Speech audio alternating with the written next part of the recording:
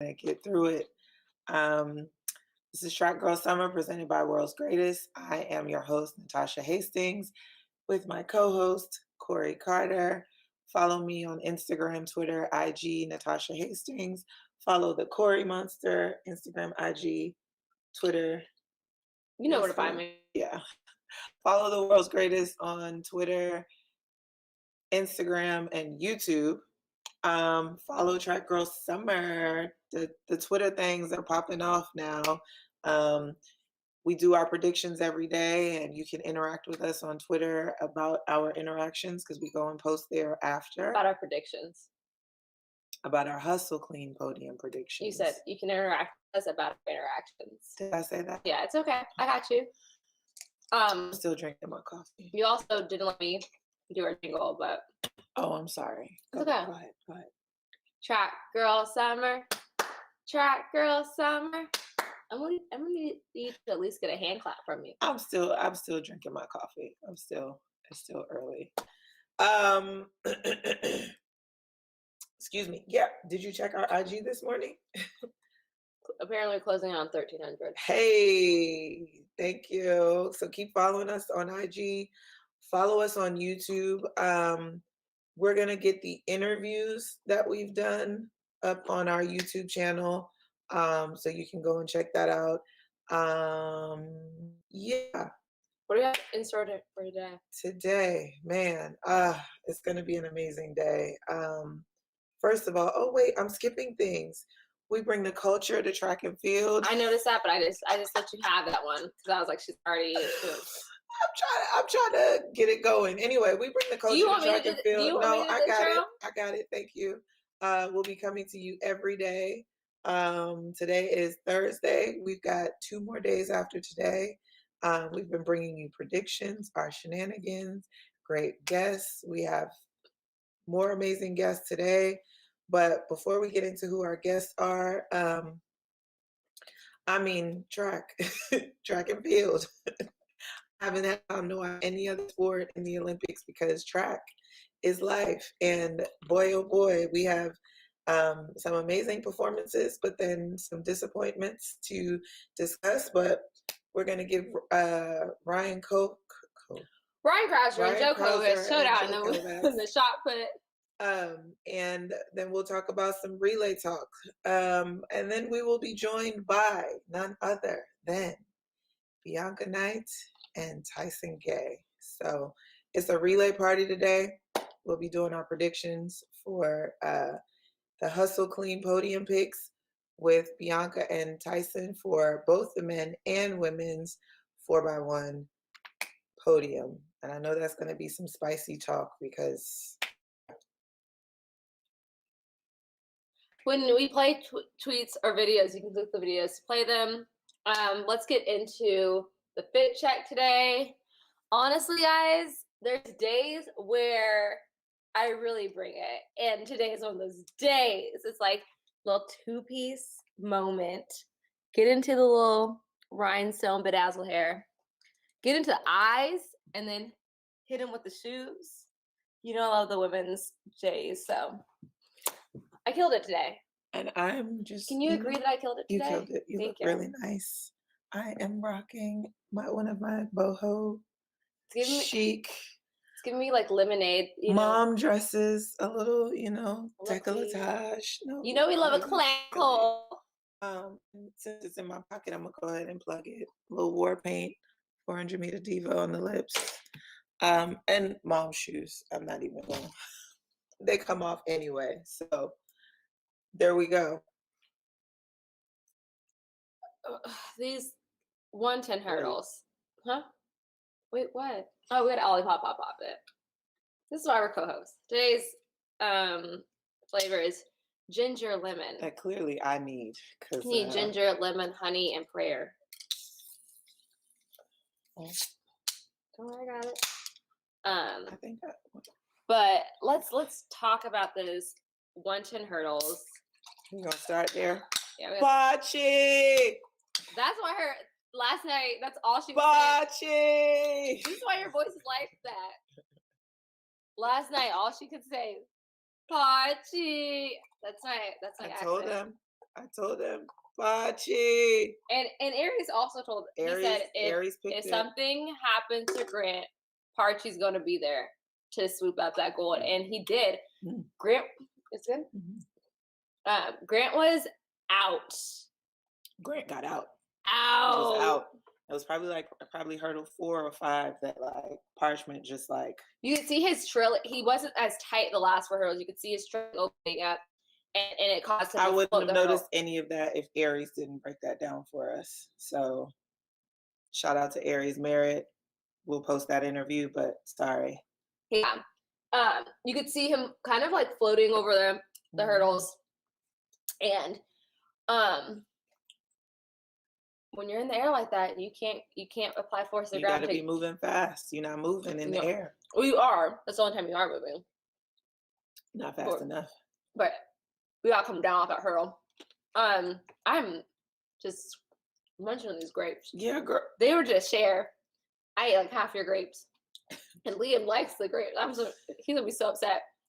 Anyway, I think Archie goes down as the biggest upset for this Olympic Games. Like, you think so? I do. I don't think that. I mean, I think DeGrasse. We knew that wasn't so even though much we didn't of a say shock. it. Yeah, it wasn't. But I think Archie was. I think he's been running well. I think he's been running well, but I think. Can I say this? You can say whatever. I think Parchy winning isn't the biggest shock. I think Grant losing is the biggest shock to me.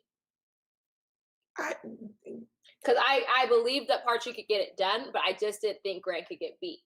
You know, does that make sense? It makes a lot of sense. Because it's like, I don't know Parchy's talent. We're going to get into that when we talk about some things later on about U.S. expectations. So I think that is spot on that like I'm not going to put myself in that category, but Grant just looked so good this year and so dominant, and we didn't see him falter ever once. So I just didn't see him doing it. I'm not taking that away from him. But I don't know. I was watching Parchment through the rounds. Shout out to Ronald Levy. Jamaica got not one but 2 men on the podium. And congrats to our teammate, Team USA, Grant, on the silver medal. But I just love that lean that Grant had. He because let's be clear, Grant had to. It was funny because he was leaning. He looked and saw that he wasn't about to get the gold, and you can see him stretch his body even further.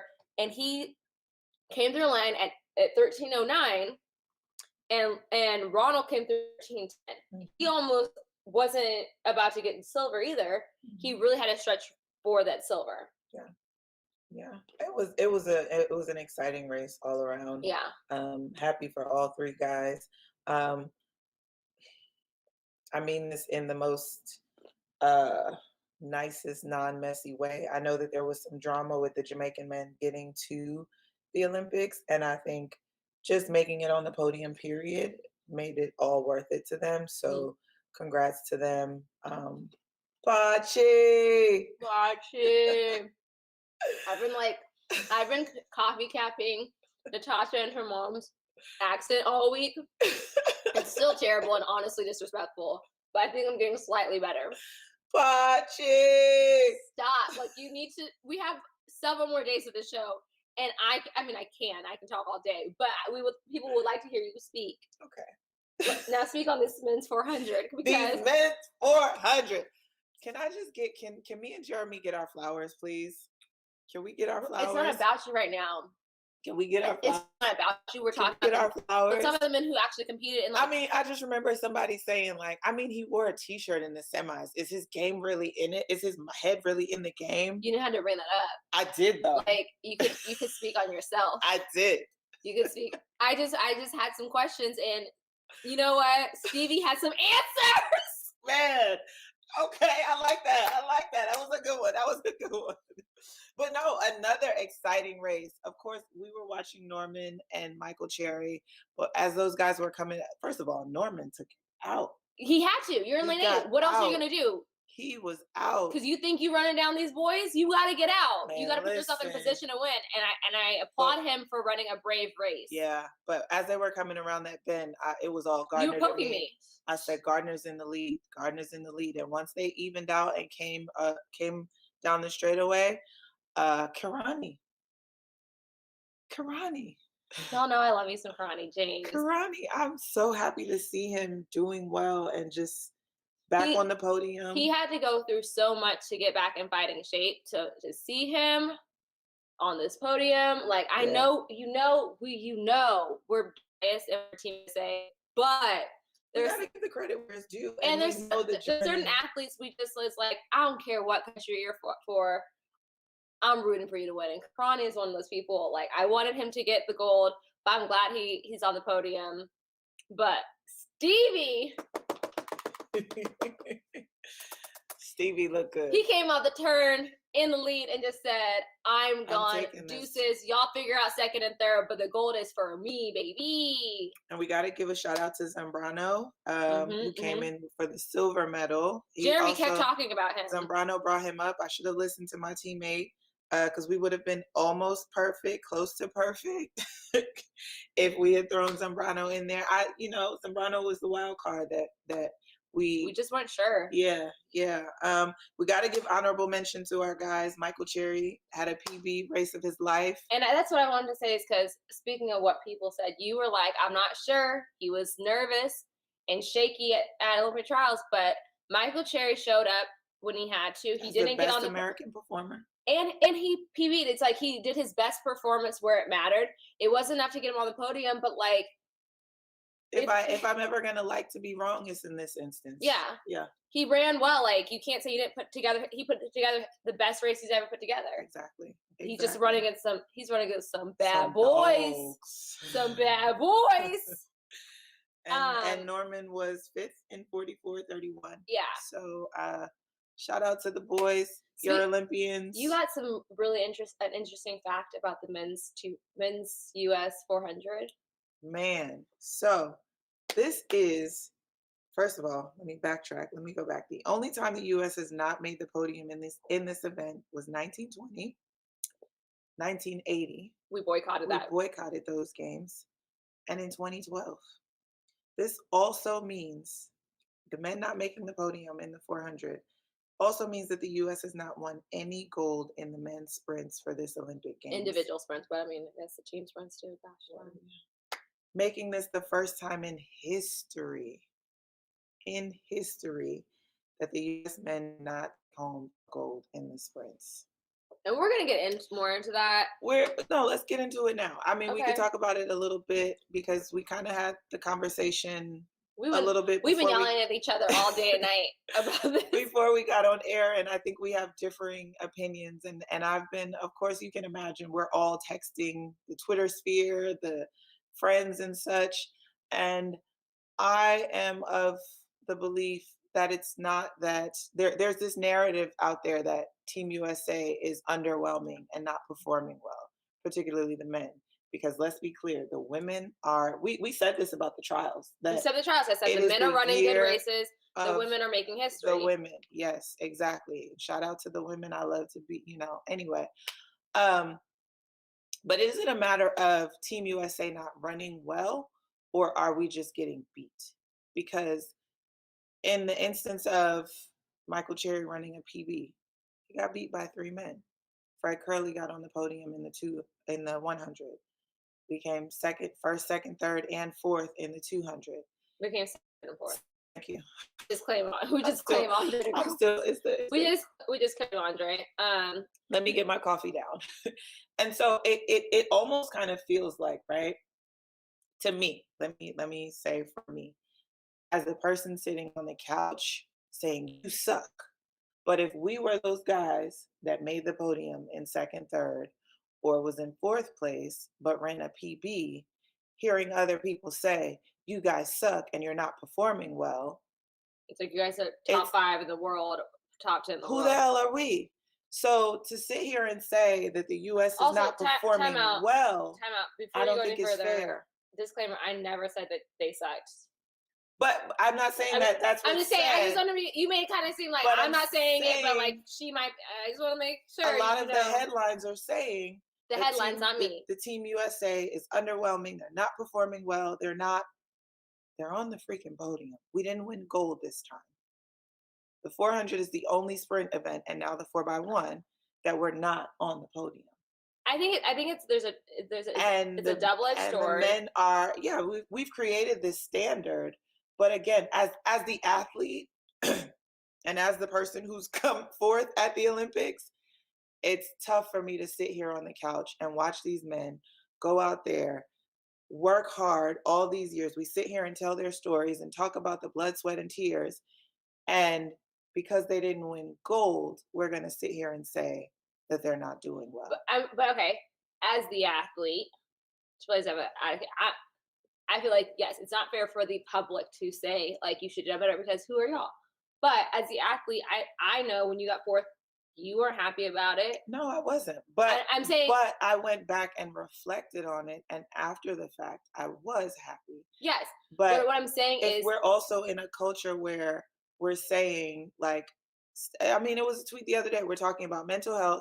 We're talking about the fact that we only celebrate gold medals and not bronze and silver. But so it's like, unless I win, all the work that I've put in doesn't matter. But at the end of the day, how many people are on this stage right now? no, and I get that. What I'm saying is that I think one of the reasons why there is that expectation is one, I think historically we've I been just that read the girl. facts. You're right. We've been I that just girl, and so you get used to just like winning. And the facts are the facts. Excellence is the standard, and we're used to winning. On the second hand, it's like we do have a very young team, and they're actually like you said, they're doing They're very doing well. very And I well. think they are going to grow into being a dominant U.S. team where we come through and we're getting medals on medal, gold on gold on gold. But I don't think it's fair for people to say you suck. But I think it's like it is like, oh, okay, like we're not used to not getting gold. Like, and it is a fact. It's fair to say like we've never done this before and never gotten a gold in sprints. Mhm. And I don't think it's to be disappointed, but I think as an athlete, you're like, okay, like as an athlete, I'm like, okay, if I got bronze, right, I'd still be like, okay, let me figure out how I messed Always. up I'm so not I can get saying, to gold. yeah, I'm Um, not saying none of those things I think we just should have a very young exist. team in the sprints. Mhm. We're still trying to find out. Like, I feel like for a long time we've had, and we'll talk about this. I want to talk about this with Tyson, but we've always had a guy that's like, I'm that dude. When it Mhm. comes to the sprints, like I'm the king of sprints, and we've just got princes out there. We've got princes out there. And someone eventually will go ahead and sit on the throne and be able to go toe to toe with these guys. But it's we're in a growing phase. I don't disagree. I agree that I can't say that I look at the men's sprints right now and say that I see that presence, that leader. I don't disagree with that. I think my point is that gold is always the standard, no matter what. I'm not arguing that. But I do think that we have to get to a point where we can celebrate our Yes. wins, whether it be silver, bronze, fourth, fifth, whatever, and still say, congratulations, y'all are doing amazing. Yeah. But at the same And to time, and gold to still needs to be the goal. and to I just said Okay.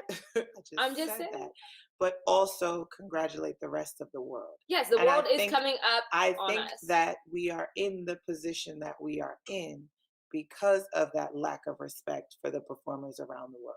I don't So I'm just saying I gold is always the standard, yes. but I think that we need to be a little bit more respectful But can I when say it something comes. else? You're going to. How do I say this? I feel like I respect the rest of the world. Obviously, I respect my competitors, but also as a unit, I still think because here's what's happening. It's like we're getting beat by the Netherlands in the heptathlon. We're getting beat by Polish in the hammer throw. We're getting beat by the Jamaicans in the sprint. But there's not another team that like has people top 10 every single event. You know what I'm saying? And the USA is showing up at every single event. And I think that's why we can't say like, oh, we like it's not like when it comes down to the medal count, I know even with this, we might We're not have the still goal. winning. We're still winning. And that's what it is. Is that China's winning the gold medal count, but shout out to China. But you know, do you get what I'm saying? Yeah. It's like I think individuals across the world are balling out. Mhm. But as a team, USA is still that girl. You can't tell me otherwise. I didn't say that. I didn't say Okay, that. I'm just making. That's not what I'm saying. I think we do respect our competitors internationally. We have to get, because if you don't, that's how you get beat. I just think we have a young team, and I think we also have a public that only watches us for every 4 years, and every 4 years they're used to us seeing gold. So I think that's also part of the perception that we're not doing well, because it's like, wait, I didn't know that, because in 4 years a lot can happen, a lot of new stars can come up, and if you only care about track and field every 4 years, yeah, it's gonna be shocking to But see. I find it. Makes sense when you watch it. I find it interesting that it's not just the every 4 year crowds. There are true track and field fans. I mean, there are people that I've been having conversations with that's like, Team USA men just aren't showing up, and I'm just like, I mean, I had a conversation about Noah and Noah's lane assignment, and I'm like, yeah, he was in lane 3 and his best times came out of lane 8 or 7, but he came off the turn in the lead. He just didn't have anything for DeGrasse. Let us give credit where credit is due. I feel like we've gone on this show and said that maybe. But I'm not saying that we're saying that. I'm just I'm saying that we need to change the narrative overall. You don't have to drop names, but I would imagine the people you were having conversation with are also people who have been on Team USA. Am I wrong or not? No. No? Okay, then never mind.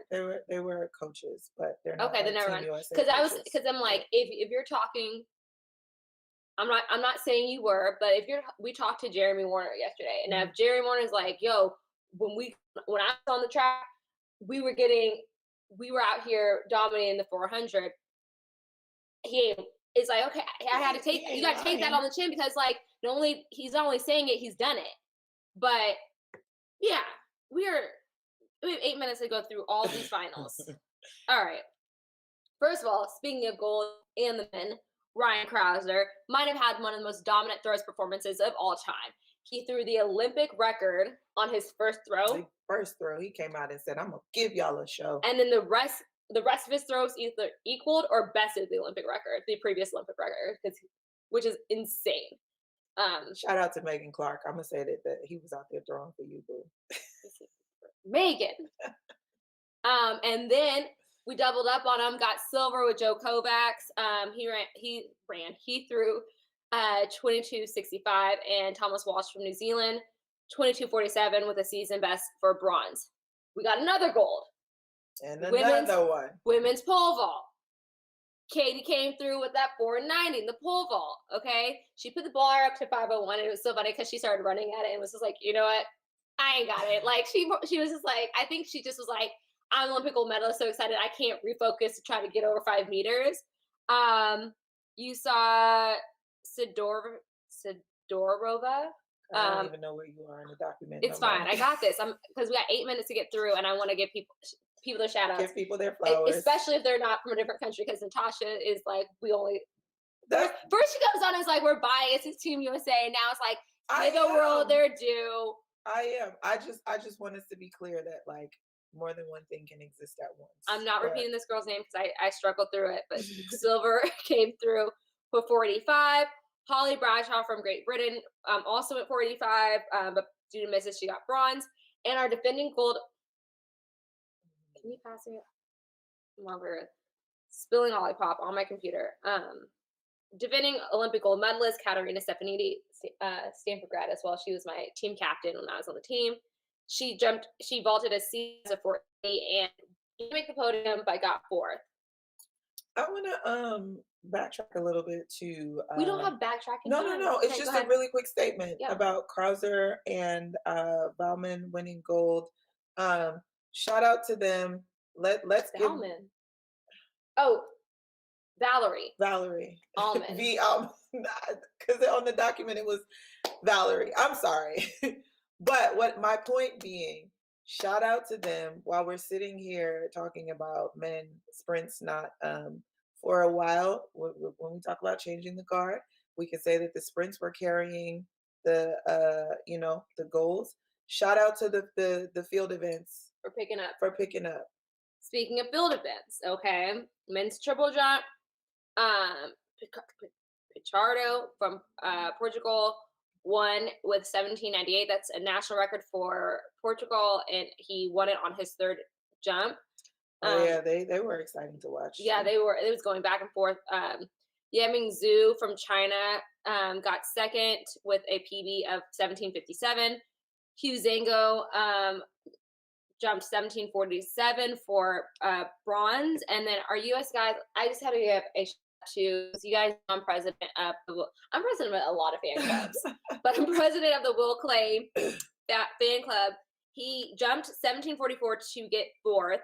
He was knocked off the podium. He was actually going to get bronze, but Zoo came out with a great jump in the fifth jump to knock Will off the podium. But let's just remember, Will Clay had Achilles surgery, and over like a little bit over a year ago was relearning how to walk, and now he's jumping into being top five in the world, top four in the world. And then Donald Scott from the US got seventh with 1780. 1718, he had a season best. He's got a new. Have you seen his baby? No, I haven't. They're like not. I'm not saying he's the cutest, but they are a very cute family. Him, You know his my wife, baby's the cutest. his wife, and his baby are a very cute unit, and I love them. And then, as far as the greatest athletes on the track, the multi events, the second day concluded. Damian Warner finished with fourth all time as far as points go with 9,018 points. Kevin Meyer from France got second with 8,726 points. Ashley Maloney from Australia got bronze with 8,649 points. Also, I just feel like our guys were in the hunt. I feel like they're going to continue. Scantling had like so many PBs over the course of the decathlon too. Yeah, and he got fourth. And Zachary Zemek of USA was in sixth, and Steve Bastian got 10th. I feel like our guys are really up in the mix. We're on the podium, but like I feel like they're on their way up. Yeah. Women's heptathlon theme. She was like, "I'm gonna play with y'all through these events, but I'm gonna come up and get this gold." Because she, at one point, she was in like fourth. She wasn't even on the podium. But that's the thing. That's the thing with the multis. Is like the first day, it might look like someone's going to win, shaky. but that might be their best events. And the second day, you know, here comes Theme. She's the second woman to defend her Olympic title in the heptathlon. Better from the Netherlands got second with 6,689 points, and Emma Osterweigel from Netherlands got the bronze with 6,590 points. Just like the men, our women were in the hunt. Kendall Williams got fifth, Annie Kuntz got sixth, and Erica Bogart got ninth. Yeah. So definitely, I could see these. Kendall had a really good long jump too. That's one of her. Yeah. And then just a quick recap. Oh, and then in the men's 20K race walk, Massimo Stana from Italy won. Koki Ikeda from Japan got second, and Toshihikazu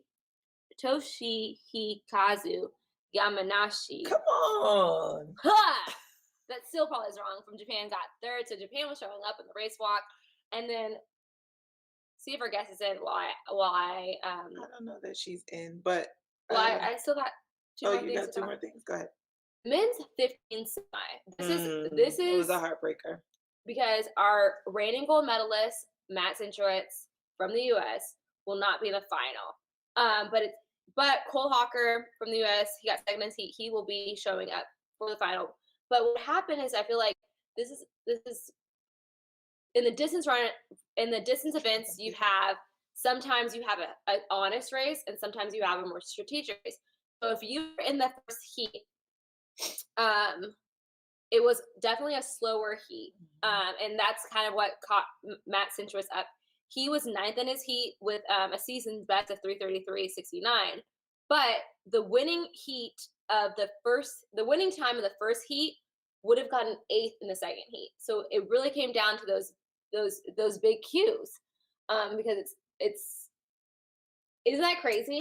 I'm still shaking my head about it because in the sprints, you just kind of like go big Q, little Q, but also like, it's top two from each. I have to remember because, it's 3 at the games. But the idea that like from first to eighth place. Like, But that's not just nobody would have that's not just that's not to say that those guys wouldn't have like they just ran a strategic a race. strategic They race. had the ability to, Yeah. they definitely have the ability. I think if it was mixed up, the times would have been different for those guys, but they said we're going to conserve and have a little bit more legs to the final. I think they had the Heat wanted to come into the finals, those guys, because they didn't have to work as hard to make it to the final. Yeah. Um, Yeah. but yeah, it was a fat. It was If you were nuts. Heat, if you were in Heat 2, you had to go, or you were not making this team. So it kind of just, it's just kind of hard to see that, basically, depending on what Heat you are, your Yeah. chances to make it the final went up or down. Yeah. And then another in the 4x4 heats, for the women, USA's through with the top time of 3:20.86.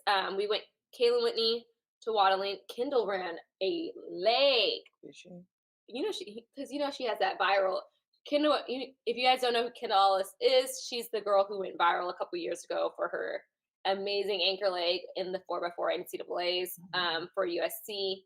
And then we closed it off with Irby. So Jamaica had the second fastest time overall. They were also in our heat, so they got second. We're seeing a lot of that. The top teams in the same heat, like the 4x1 was the same way. We'll get into that later, but yeah. Yeah. So Ay. there was a lot of stuff going down on the track.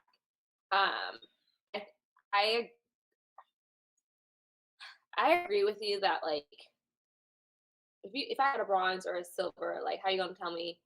I want to read this comment that came up while you were doing the rundown. Bianca needs 5 minutes. She said her computer is rebooting, so we have a little bit more time. Okay. Cool. Until BK comes. Charmaine G said, Natasha, I agree about not giving others credit where it is due. There's always an excuse when USA doesn't win. The narrative is usually that USA lost the goal and not that they were beaten. Grant Holloway was beaten. He didn't lose the goal. He was beaten. Noah was beaten by DeGrasse. It wasn't because of the lane. There is no assigned medal with names engraved on them. USA likes to count their medals on paper as if other athletes are not coming to win. I mean, look, when I won my little medal, no. We're not here to minimize. When you won your world championship, that you were not picked to win. No one talked about me. You worked your ass off to win. That's not what we're doing here. We're not minimizing wins. Well, I'm just, I just like to say my little bit. No, that's not what we're doing here. Don't get me. The sports psychologist is coming out. She said, you better with confidence. What I'm saying is, it's funny because my parents still to this day have, like, the race recorded on their TV. Like, and they always get they don't even mention you. They don't even know. And I'm like, I don't care. For me, I don't care if you mention my name before the race. I'll make sure you mention it after it. Your name is in history. Thank you. But what I'm saying is, everyone goes in. I feel like this is with all the sports. I kind of hate. We're doing it. We're commentators, but I hate, like, we don't know what commentators. Say that again, girl. We're doing something. I don't know what we are. We out here on this couch and people are tuning in to hear us talk the craziness. But we don't, like, we do these predictions every day. We don't know what's going to happen, and that's the beauty of track and field, is because you have your idea. Yes, the beauty of track and field is anything can happen. Anything can happen. I always say, like, people are like, how did you win on the lane? And I'm just like, as long as I have a lane, I knew I had a chance. There were championships where I did not have a lane in the final, and I was like, I have a lane, and for me, I knew I had a chance. Other people didn't think so. So I get it, but I think we are also not talking about the individuals. I don't think anyone is, at least for me, I'm not looking at Noah and being like, dang, you should have gotten gold. I'm not looking at Fred Curley and being like, you should have gotten gold. I'm saying, I think we're talking about as a unit and as a team. And Natasha, when we are in these team meetings at major championships, we have a meeting. And what does Ruth say every time? We are Team USA. We always say we are the number one team in the world. in order to be the number one team in the world, we do have to get gold. That's just point player. I'm not putting the burden on Trayvon Vermel. I'm not putting the burden on Michael Norman. I'm But saying as a unit, we're not looking like that's not you team. necessarily true, because if you take it back to the NCAA's, where you might, you just got to score points. So if we're getting on the podium, and we're getting on the podium in multiple numbers, like, it still doesn't take away from us being number one. We're still winning the medal count. I We're just not winning the gold medal count. So I think we can go on and on for days about this, you but I I and think it's hard to say we're the and when we best. lose, because Hi, even Dad. sometimes the best in the world lose. To me, I've always said, what makes a good champion is one that can take their L's well. And I'm not saying that Team USA is doing this, because I see the men celebrating their wins and celebrating their silver, bronze, and the everybody who has What do won you mean by gold. taking your L's well? You got to respect your competition. Like, I'm not saying don't be disappointed. You can be disappointed. You should be disappointed. Being disappointed is a sign that you care. But you also have to take the time to celebrate your wins and allow yourself to celebrate your wins, because I will be the first to tell you, don't celebrate your wins and you'll look back and have accomplished so much, but you don't realize that you did, because you spent your time moping about not winning when you've already won. Me and you have different definitions of winning. Like, I think you can be proud of your accomplishment. And I'm talking specifically for me and how I deal with loss. Like, you can look back on, if you, how do you say it? How did you say it? You'll look back and not realize you had accomplishments That you've if won. you say moping. Like, I don't mope. I get to work. I always say you can lose once or you can lose twice, right? Mhm. So if I lose, the way you lose twice is you take that L and you don't learn from it. You need, like, for me, all my biggest wins have come from my biggest losses, and I don't Yeah, mope about same. it, but I let that I let that chip sit on my shoulder. Yeah. I let that anger My I let that my anger fuel my heart. my And wins are so sweet because of all my yes, losses. I'm not and saying I in a big arena like this, yes, I'm gonna, okay, I got bronze, silver, but in the back of my mind, I still want gold. and I'm going to go work for it. I'm gonna do, okay, all right, And and I'm what gonna go. I think the difference that I'm saying, both of those things can exist in one. I'm just gonna. But Someone says that they love the show. We're not gonna be over it. Like, you thought you were gonna get rid of me. We're coming back. We'll have we a new coming at you. schedule. Um, don't worry. We're not going anywhere. We got to figure out our life after the Olympic coverage, but it's not over. I'm just saying, for me, no one can tell these athletes how to feel, and no one can say, oh, you should be disappointed, whatever, we should have our goals, whatever. I'm not saying that. I'm saying, for me, I run off of rage and off of proving people wrong. And when I take an L, and I define not anything but being the best in the world as an L, because excellence is a standard, I'm gonna go get it. I'm gonna let I told myself, when I didn't make the team, I said, you will never feel this way. I mean, I felt this way again this year, but I said, oh, you'll never feel this way. And every time I had to go into the weight room, every time I had to work out, that memory is what fueled me to my wins. That's all I'm saying. Hi, Bianca Knight. I'm not saying What's up, guys? Well, I don't know what y'all talking about, but it sounds like a lot.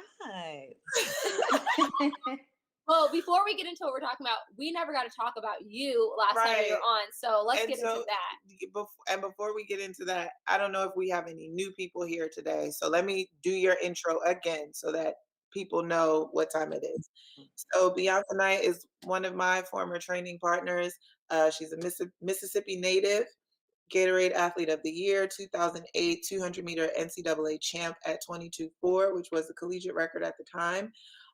Olympic gold medalist and a member of the world record 4x1 that was set in London in 2012.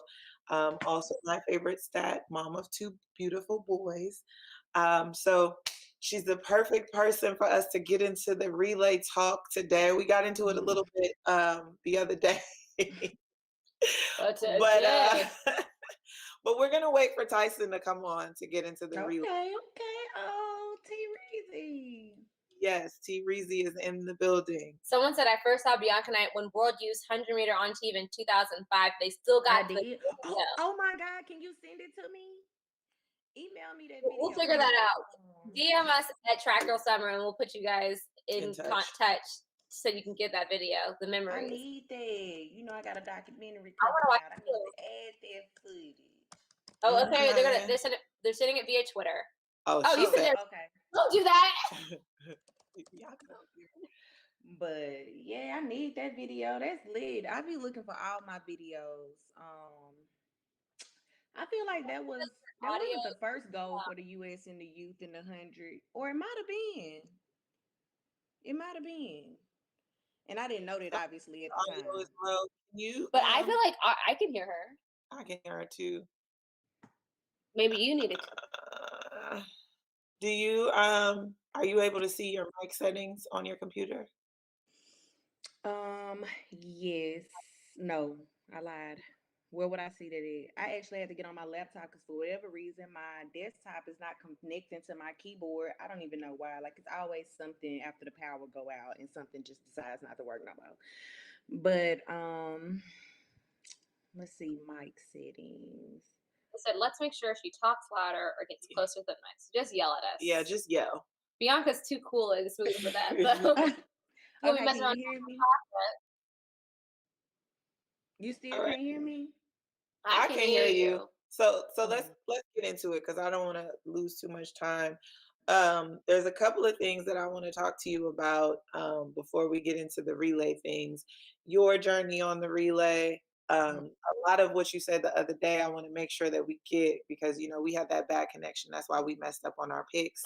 My You God. know, That's not true. You heard what Bianca said.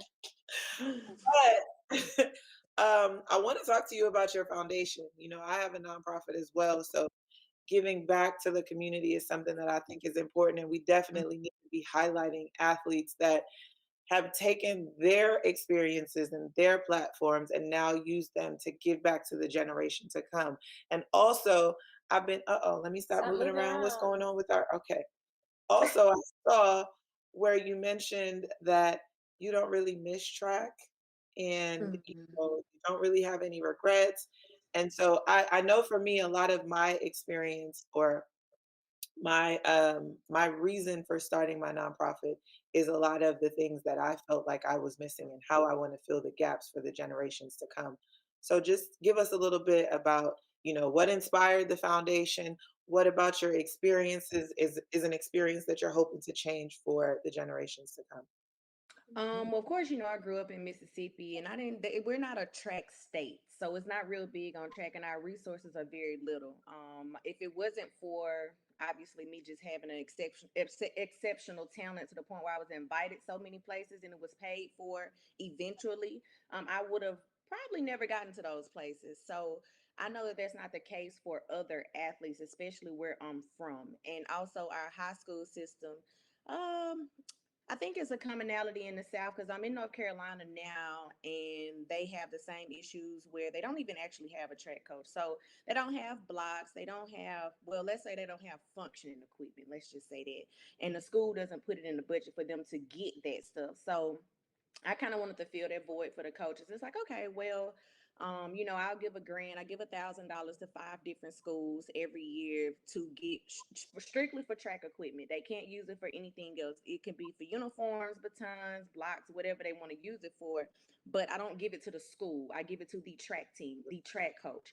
So even for travel, whatever they need it for, because they don't get the budget like the other sports get. So I wanted to fill that gap. And then sometimes I partner with Gill, so they actually get it at a discount if they do it through me and I just have it sent through the school.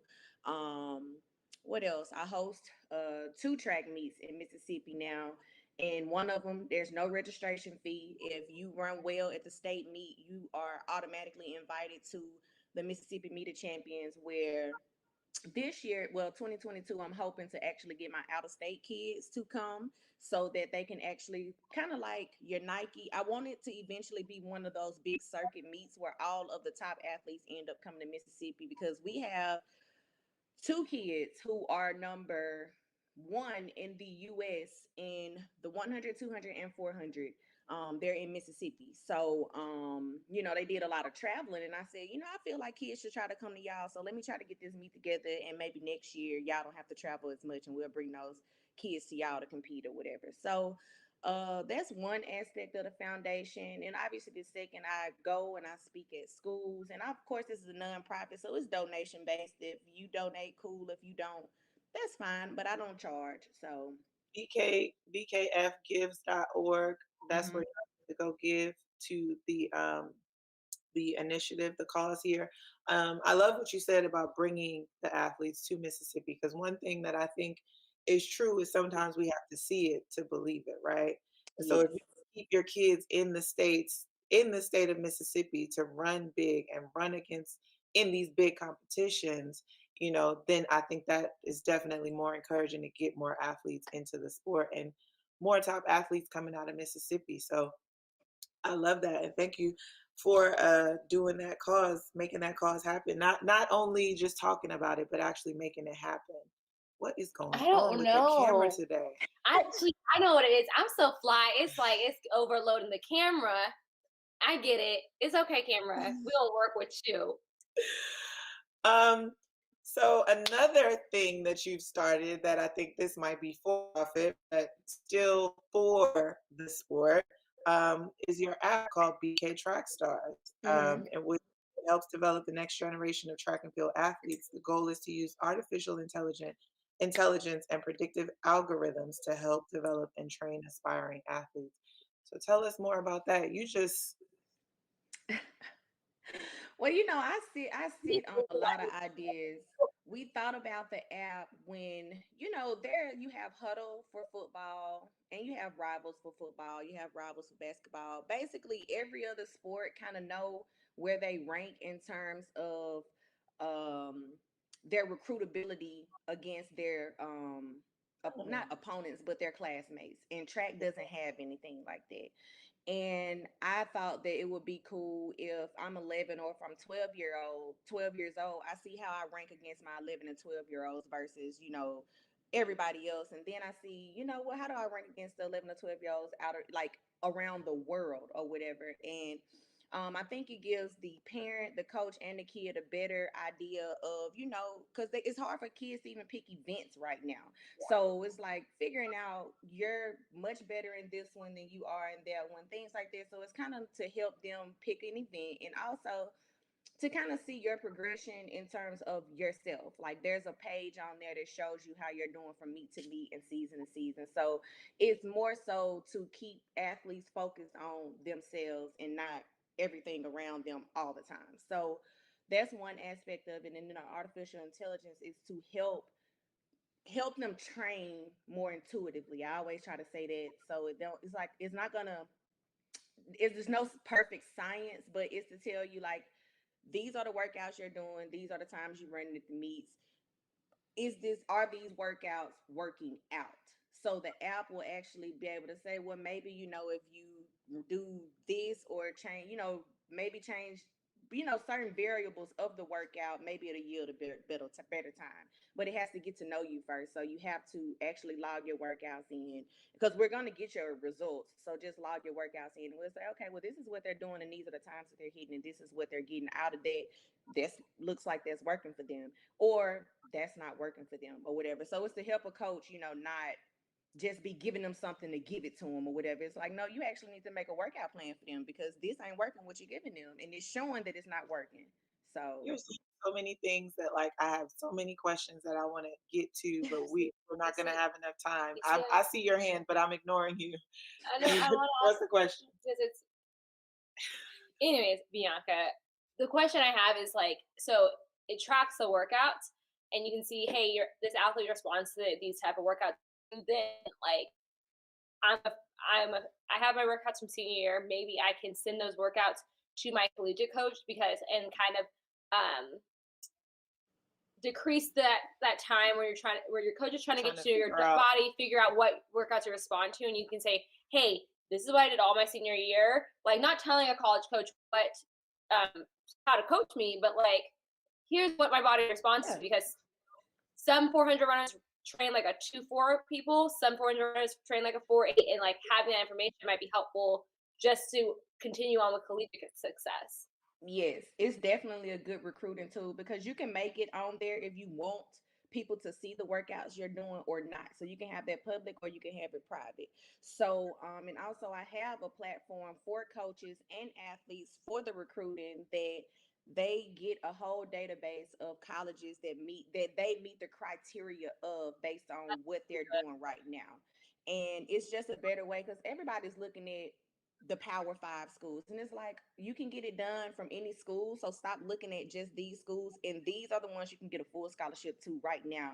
The goal is to not pay for school. So why would you rather go somewhere and walk on that you're gonna have to pay versus going to this school where you can go for free and you have an option. So it sends them a whole list of colleges that they can pretty much, hey, I think I meet the criteria of this school. So, and like I said, and college coaches can look at it as well and see what athletes meet the criteria of their school. So it's like a middleman for recruiting as well. That's awesome. I I I want love to that. talk about again, you and I were training partners. We've known each other for a long time. Something people do not know. Bianca and I actually ran against each other in the 400 Ooh. at high school nationals. Not her finna post this picture. I already know she's finna post this picture. I didn't load it. Bob might find it. I didn't load it, but he might I'm find it.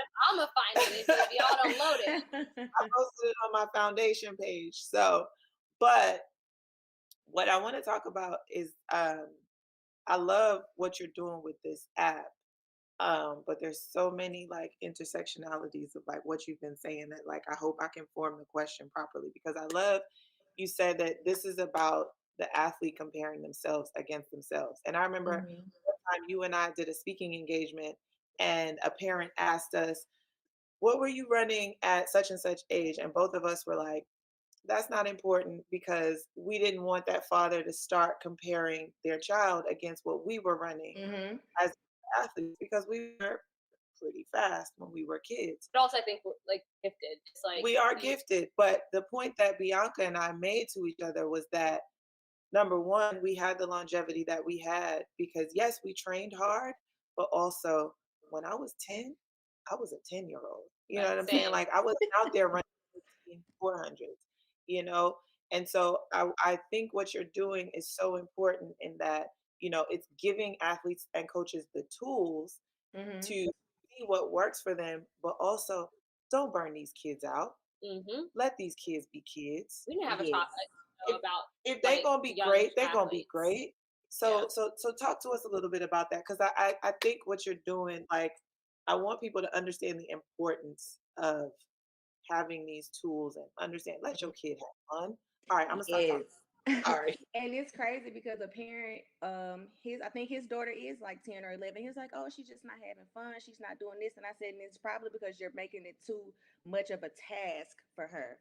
I said, just let her go and explore the sport. We have so many different events. Everybody want their kids to be a sprinter or a jumper or this. They can do all of that stuff. So just let them play around and let them have fun and see what they gravitate towards. And then he reached back out to me and was like, oh my God, I took your advice. And would you know it? She made it to Junior Olympics in the javelin. Like she's never even done it before, but I let her explore it and she did well in the javelin. And he said she's having so much fun and she's still running a little bit, but letting her do something else really did bring her love back to the sport. And I told him, like you just said, they're kids, just let them have fun. And there's another kid from Texas. He's number one in his age group, and we talk all the time. And he's just so concerned with his time, his time, his time. And I talked to his coach, and I said, listen, that time is going to come. Have fun. You should not be 12 years old stressing about the times that you're hitting in the sport, not if you plan to have a long career. It's going to come. Just go out there and run and have fun and just enjoy the process of where you are. Like Tasha said, I know it's different for these kids now because they're so into social media, so it's hard to not compare yourself to everybody else. So I understand what they're up against. We didn't have that. We just was going from meet to meet, running. Like we really didn't have the I was extra checking stuff. miles. I said I was checking dice stat, but it still is on a whole on nother different level levels. right now. And And that's I more also so like, ooh, how well am I doing now? It's still you looking for what you doing. You still not looking Yeah. for what yeah, everybody else doing. And for sure. it's just it's harder for them, but I think that once you start making it a thing, a job, a task, then you're not gonna have fun anymore. And it's gonna start feeling like so much hard work and oh my gosh, I'm not doing well. Which if you compared yourself to yourself, you'll see that you're PR in every meet. So what do you mean you're not doing well? You're not doing well because you're not winning? Like that doesn't determine if you're doing well or not. Like That's the whole conversation. That was our whole debate just now before you came on, but it was in regards to Team USA. But I think yeah, but I think we, Rob Benjamin is like a prime. I feel so bad that he's apologizing for not winning after running the second fastest breaks time my in heart. history. Like, Uh, how do you put that kind of pressure on yourself to cry because you're like so disappointed that you didn't get gold for your country? And it's like, bro, y'all just ran times in the 400 hurdles that could have made the semifinals in the open some of us 400. didn't Like, what even are you talking about? some of us didn't even imagine seeing a race that fast. So the idea that we're apologizing or people are sitting on their couch saying the Team USA men aren't doing well, like what? What I is I was never even in my head including Ry Benjamin on this because I'm like right.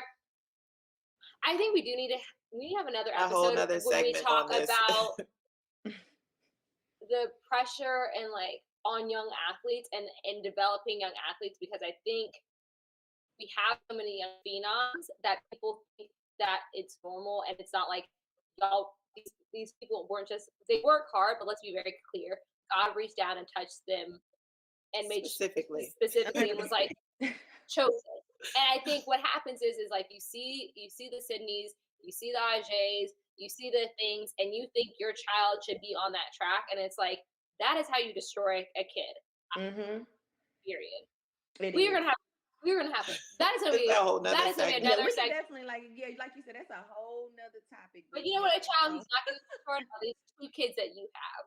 yeah, so that's pretty much the app in a nutshell. And the foundation is to hey, progress at your own progression level is fine. We did it. Tasha's still in the sport. I lasted a long time. Like the longevity happens when you worry about yourself, focus on your own times. You will get it. Like if I would have started running thinking like, damn, I should be running 49 with Tasha, like, baby, that's her event. You ran the 400, but if you really want to run 49, you will work for it. Like that's just not gonna happen if you just think that because other people are hitting those times, you should be hitting those times. It's not And as easy as it looks. So let's be clear. Josh is built for the 400. You built for the sprint. 100%. That also is a factor. And when you said telling these parents let your kids try everything, we talked to Mike Powell, we talked to Gail Devers. Mike said he did six events in college. Gail said she did 8. Like I started off as a multi-eventer /8/15 girl, ended up in the 400 hurdles. Tasha said she just was a 400. But I feel like But if you that is my one regret yeah, is that I didn't try other sports. and you'll see a lot of these great athletes. We played a lot of different sports. Yeah. We did a lot of events because we were athletes first, and then we found our love, and that's how. Exactly. I think that's the reason why we're able to last so long because I'm doing what I love, not what I was told I should do because my body type. Because no one would have put my short butt in the hurdles. Definitely not the 400 hurdle. You know what I'm saying? And I feel like parents need to understand that like let your kids let your kids be athletes. Let your kids be Yeah. athletes, and then a lot of kids are specializing earlier, and that's how you get overuse injuries. Overtrained, yep. Over everything. So Over it. right, over it. I'm the only girl from my club team still running, Same. and they all started before me. All were track. Another thing that I'd like to point out is that on my track team, there were girls that were actually better than me. Same. Had more raw talent than me. Same. and I'm the one that's still going. I'm the one that made it past college. Some of them didn't even make it into college. I And competed against girls who couldn't wait to get to college so they could to quit. get away from their parents and their coaches. Like, And you don't please, want baby, that. no. You don't want your Please, kids baby, to just be like, I'm just ready to get away from them. Like, you don't want that. Like, you do not want that. Invest. And I hear things like, I love parents. Like my parents, they invested in me, Mhm. but the passion came from me. Right. Because my brother, he don't like to work. That's him. Like when it comes to sports, he like my sister, remember that they just wanted to play on game day. I was like, I want to work. My dad said, you want to train with Corey's track coach? My brother said no. My dad said, okay, that's not for him. I was a psychopath, so they let me do psychopath stuff. Not And change. you do have to love track to be in it because it's a tough sport. It's a tough sport, and you do not know if It's not that fun hard when, work is going to yield that result that you're looking for. So you have to be strong to compete in track and field because it might not. You might train and never make a team, or I never made individual. Like it. You have to be okay with that might happen to you. So track ain't for the weak at all. When I'm saying track isn't fun, what I'm saying is when you're 40 years old, I doubt you're going to be meeting up at the track to do 400 repeats. But there are guys right now. There are some where I I train know at. a Couldn't be me. But most basketball players, let's play a pickup game. Let's go play horse. Like we don't scrimmage at practice. We go to like what we do at practice. Other sports punishment. Tyson, what camera? What did is you, mini cam? What OnlyFans This type? mini cam, baby, is you hacked? What is this? This dark web type. Yo, can y'all hear me? Or nah? We can hear you, but we can't see you. What's popping? Oh, hold on. What's going on? What is mini cam? DK. What did do, T Reezy? I said, what did I do? What did I Reading do off to of be able to get here? I love this. Tell y'all, the other day it was a 400 hurdle party, and I felt left out. Hold on. Now it's the global athletics party. Yeah. I'm still in it. Here's the thing: is I get in where I fit in. I still feel like I'm part of the crew. Okay, you can't ostracize me. Man, global. My boy Mark had everybody. So what type of the dark web he's on?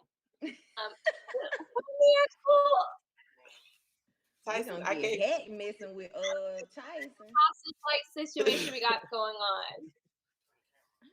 Okay, where is my notes on Tyson Gay? Where is it in the document?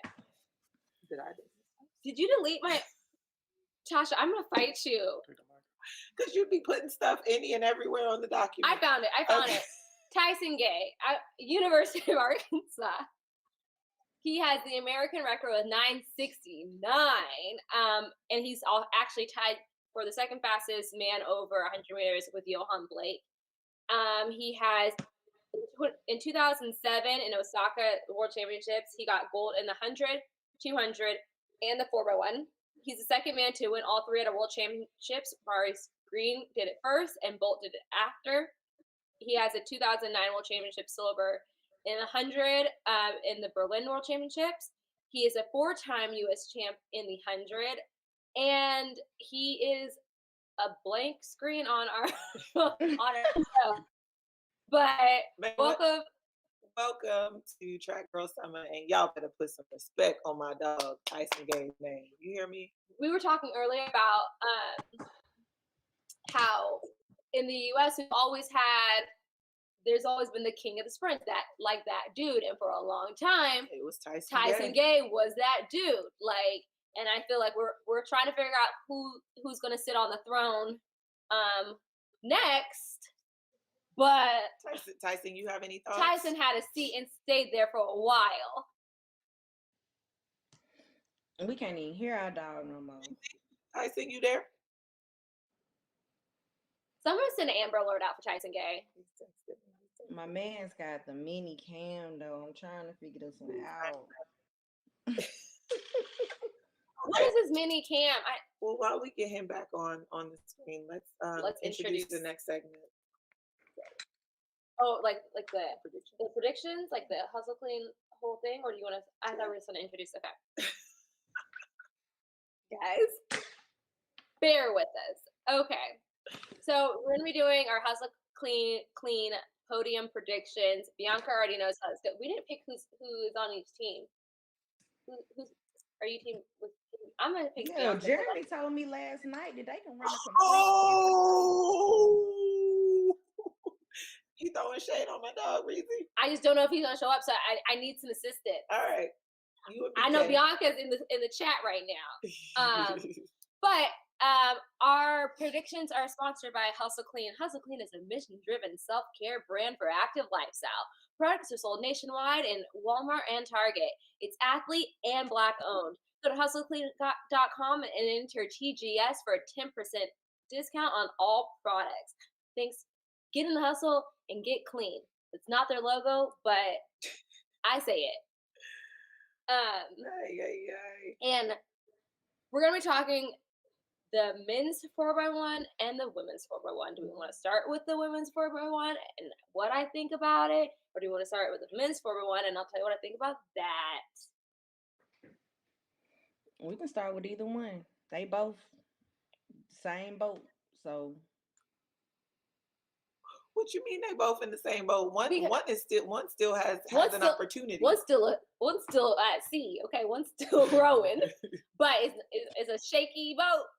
yeah, that boat rocking though. So, but why are we like this? You know why I'm like it's not that. It's really not their fault though. Did you guys see Canada's interview? Canada's meeting? Yes. Did we? They threw some shade. It wasn't shade. That was is it shade? I just want to say, but is it shade if it's the truth? Like, I mean, someone wants to know what they said. They basically said that we ain't been practicing. We didn't practice. Like, the commentator asked how they felt about the men not advancing, and they said, I mean, we was practicing. They just didn't. They weren't practicing. They need more practice or whatever. And the whole topic of discussion around not going into training camp, which I know, and it's been a couple of people that work for USA Track and Field that has been defending them not going over early, but unless you plan on telling us the logical reason behind doing that, then the athletes were not at the forethought of deciding not to go over there, and we don't care. Here's my thing. Even if you had practice, in my humble non-relay running opinion, I don't think they got their legs right. No, they got completely wrong. Completely wrong. Because I get why you. Okay, we're gonna talk about the men's. Tyson. Crazy. Hey, hold on. Turn this light on. I gotta pee. Can I ask Tyson a serious question? Yeah. Came up. Tyson, Yo, do you use tutorial right now? What you using to moisturize that beard? That's what I want to know. Can you hear me? Yeah. Okay. What you saying? I said, what you using to moisturize that beard? It's looking strong. It's looking healthy. It's looking shiny. There you go. I went and put a little, you feel me, a little, juices and berries, nothing much though. Okay. Where the chains at? I was expecting to see the Mr. T chain. Hey, you ain't got the chain. This is all business, man. We got to talk business, man. See what's going on with our people, man, out there in the streets. You know. He can't work. Tyson came ready. Come on, let me see my shirt. You see, I'm trying to represent. You feel me? No. That flag look a little suspect though. That ain't Team USA flag. No, it ain't Team USA flag, but it's still the colors. You dig? It's from 2012. Y'all know the vibes. That boy is crazy. I miss you, man. I really do. So we get into this 401. I just stated I don't think on the men's or the women's side they got the legs right. Okay, but despite all, let's forget the practice. Let's forget the handoffs. But the handoffs is part of the reason why the legs are wrong. The legs weren't right. I get that you put Fred Curley on the second leg because it's 400 meters strength. But why would you put a man who's used to the 400 giving and taking the baton? Put that man on anchor where he belongs. Casey's like, yeah. I'm not even sure I would have run him in a preliminary round, period. Who else would? Why did you take over Michael Williams? Why is he over there? The boy from Oregon is a dog. Why was he not on that relay? Well, so that was going to be my question, right? About like what legs were available, because the argument is that and I agree that Fred shouldn't be taking and giving the stick, because even if you look, Fred was placing the baton before he even saw a target. You got to see the target. With timeout, let's rewind. Proper handoff technique. I'm gonna get it from Bianca and Tyson. You running. You need to see a target. Someone says stick, hand out big target, then you place it. You place the baton. Let's be clear. Fred's over here running. Stick. Oh, that slows you down, and you don't have a strong target. So let's just be clear. That's why we said the handoffs are messed up. But and also Fred didn't have good placement, so we didn't get to see the first handoff. But you saw that Fred had to adjust the stick. He didn't get a good handoff, and also it is the incoming runner's responsibility to make sure that the baton is placed properly. So there's that part. Can you explain what you mean by he doesn't have a good hand? He had the baton in the middle of the baton, and hold it at the bottom. That's with having adjusted it. So even by the time he handed it off, he still didn't have much stick to give to Baker. So like you should be getting at it the bottom part of it. Yes, you can hand it off like this. Right. You got it here in the middle, so there's no place for you to hand off to the next person. Exactly. We should have got a baton. We should have had a baton. But the point that I want to make is that, or the question that I had, which I guess Bianca kind of answered, because my thing is, although I agree that Fred should have been anchor leg as opposed to second leg for the situation that we just described, I don't know that switching the 4 legs that ran would have made the difference in making the final. And I say that switching the order. And I say that because the anchor leg, despite having the stick problems, they ran away. And on this level, we can't hide. And well, that's because we had it wrong from the beginning. We had it wrong from the beginning. Go ahead. Break it down. It's the relay coach's responsibility to look at their personnel and decide. You never want to, every athlete, if you ask them to run, they're going to say yes, and they're going to do it because they want to be out there on the track. Be out there on the track. It's your responsibility as a relay coach to say, hey, man, I really, really want to put you out there, but I'm going to have to go with somebody else just because I want to do what's in the best interest of the team. I love Trayvon, but everybody with eyes can see that's not the same Trayvon that came. The same one we've been seeing all year is not the same one that ended up in Tokyo. And it could be for anything. His Achilles could be bothering him. Mentally, something could be bothering him. He's had a lot of injuries. Yes, and they happened at major championships. It could be a mental block at the major championships because he's always gotten hurt when he got there. It could be so many things, but whatever it is, he is not giving what he was all year.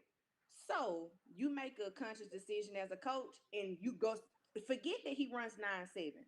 He's amazing out of the blocks. That's not who you have out there right now. Call up Michael Williams, or when you see this in 100 rounds, you had like 5 days to say, hey man, we got to come up with something else because we got to figure out who we're gonna put on that first leg. Ronnie Baker, why do you have him on third leg at all? He needs to be second leg. Why are you putting Ronnie Baker on third leg? Who told y'all to do that? Why like it's and the frustration, this is how I know that they felt the same way, is because they were all very upset. They couldn't even finish their interview. One athlete walked off. Like, should be. And I want to be clear that what we're saying here is no disrespect to the men that were here. Yeah, it's the coaches. So trust me, it's the relay coach.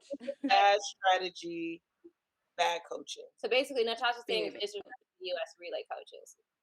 Tyson, I want to hear your thoughts on it, because we just kind of and look, I got all into it, and I'm not even a 4x1 specialist, but I know them batons. I know them. I'm taking the baton. I know how to give and take, and I know that wasn't right.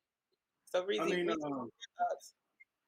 to be honest with you, I've been on one good relay team, and the rest of them been horrible for me. I've had some bad luck. Bianca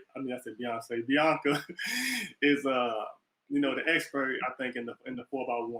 But I personally believe you need leadership when it comes out there. The time that I did, the time that we did win, I think I had some leadership. When I gave the stick to Leroy, he was nervous. He wasn't. Shout out to the He game. he was just nervous. You understand what I'm saying?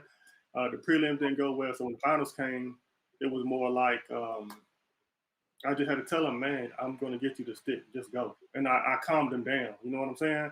And So I gotta stop you right there. I'm sorry, because I just want to point out that Leroy Dixon, although a Gamecock, this no disrespect, he was not a top sprinter.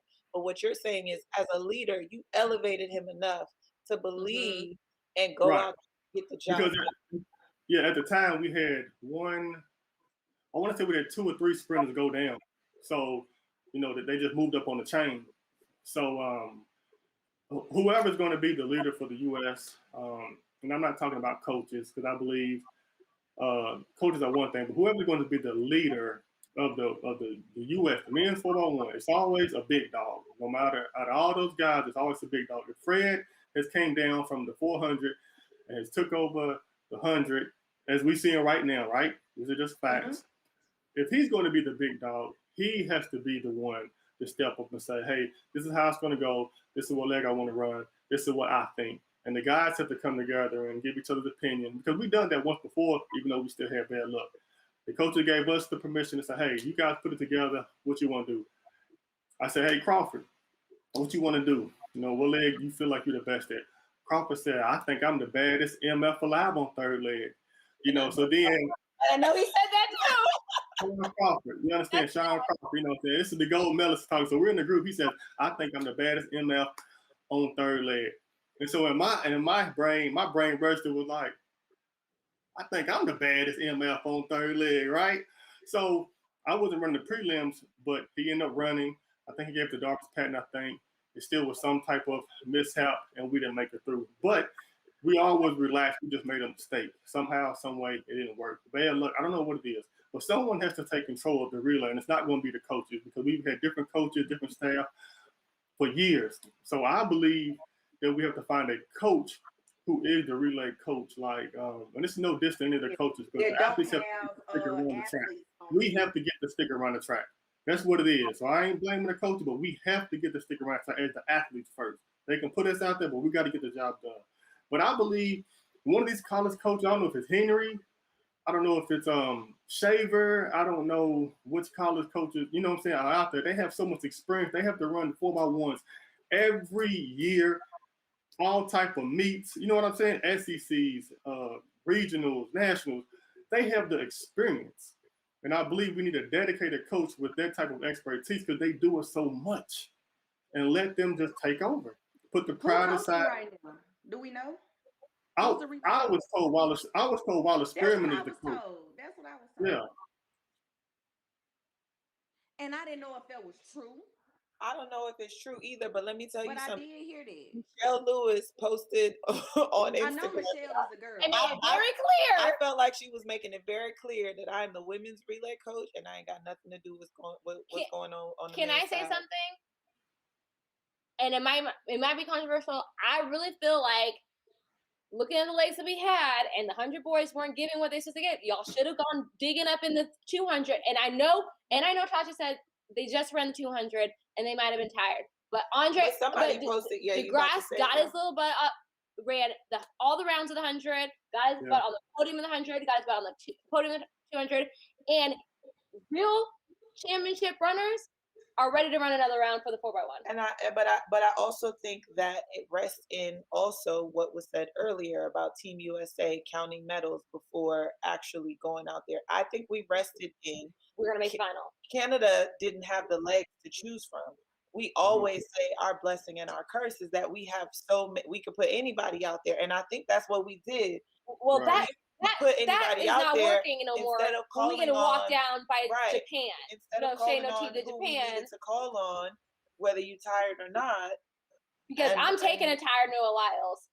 Because I know Noah Lyles gonna get me. I believe that's when leadership comes into place. You understand what I'm saying? Yeah. Like I understand coaches get credit for putting the team together, but that's when leadership Whether it's Noah is the next great American sprinter.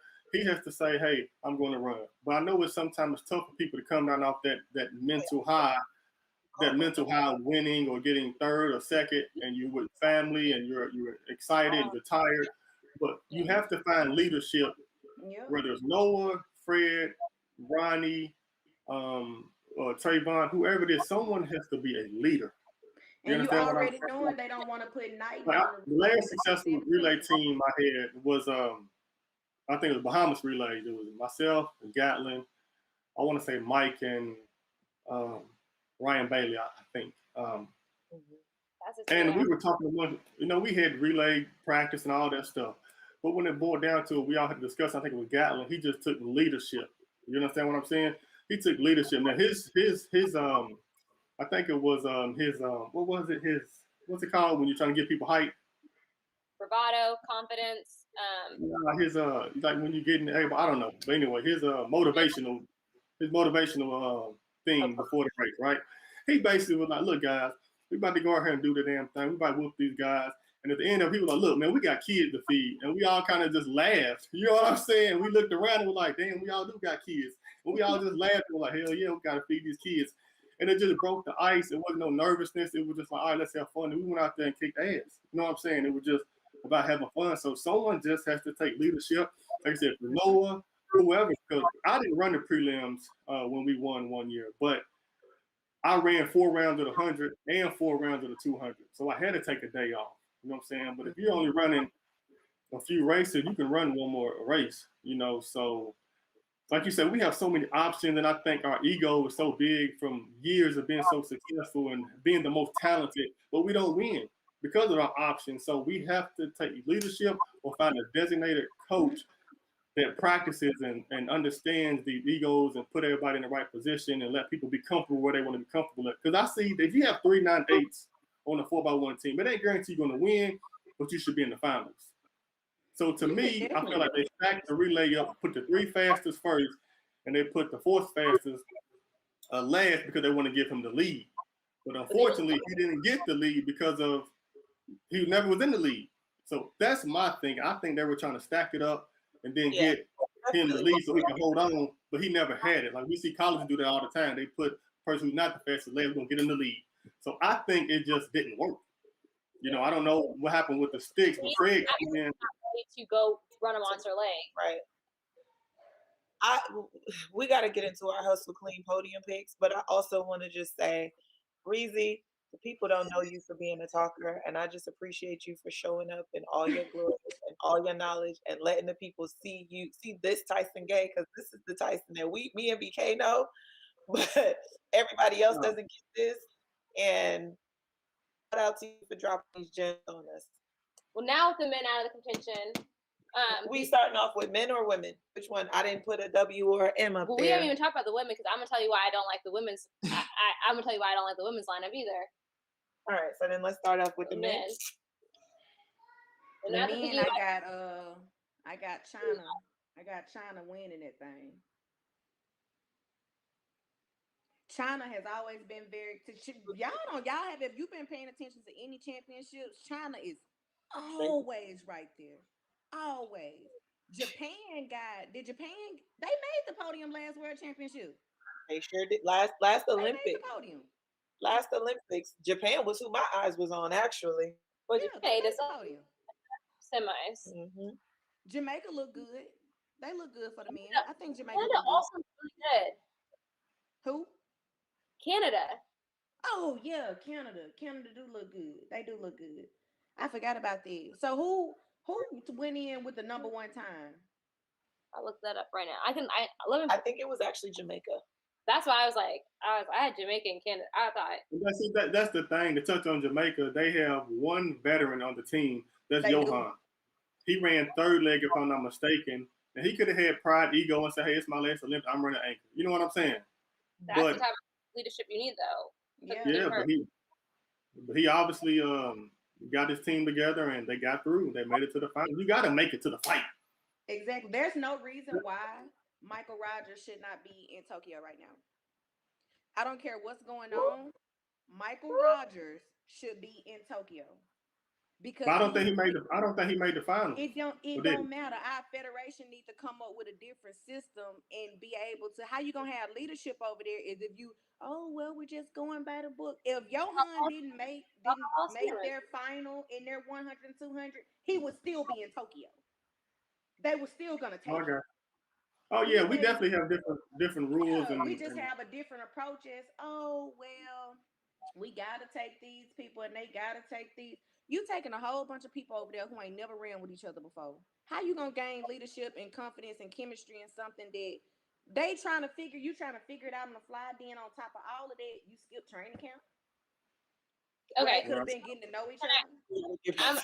I'm just saying, I'm gonna give the lane I will assignments. sit and have this conversation all day. Yeah, I don't care about the line of the show.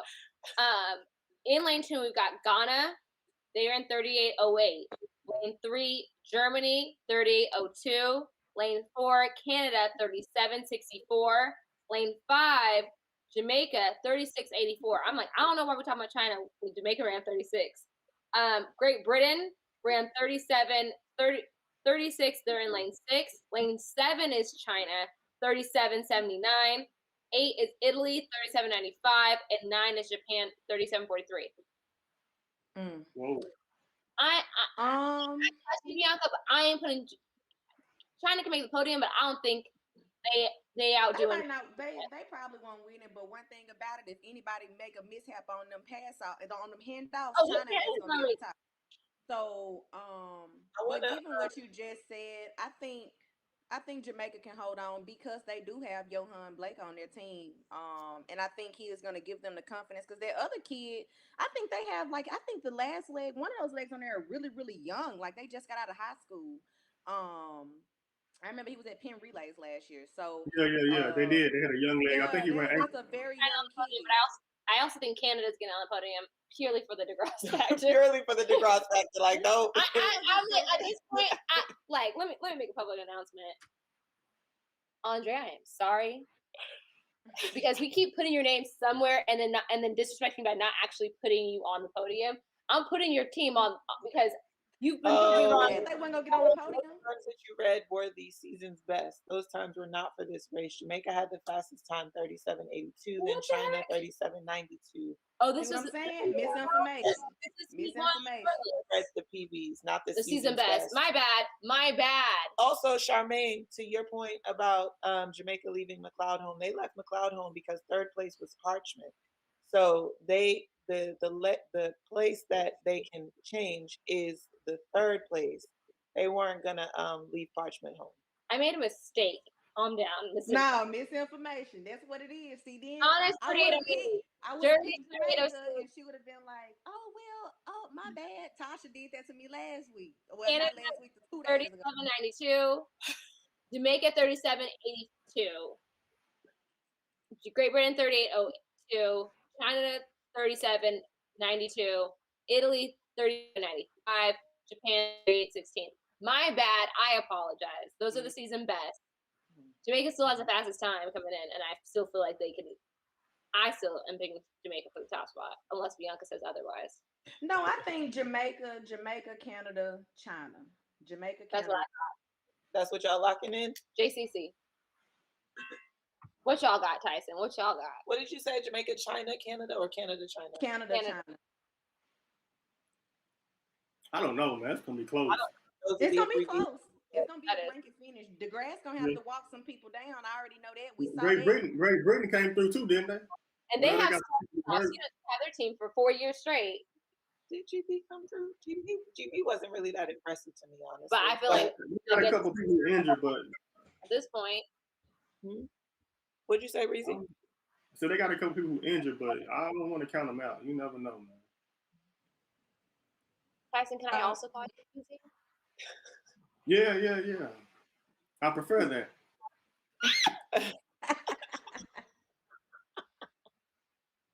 Okay. What y'all got? Man, you the team leader. You came in here talking about team leaders. I'm taking your lead, so call it. I don't know, man, because I'm still confused.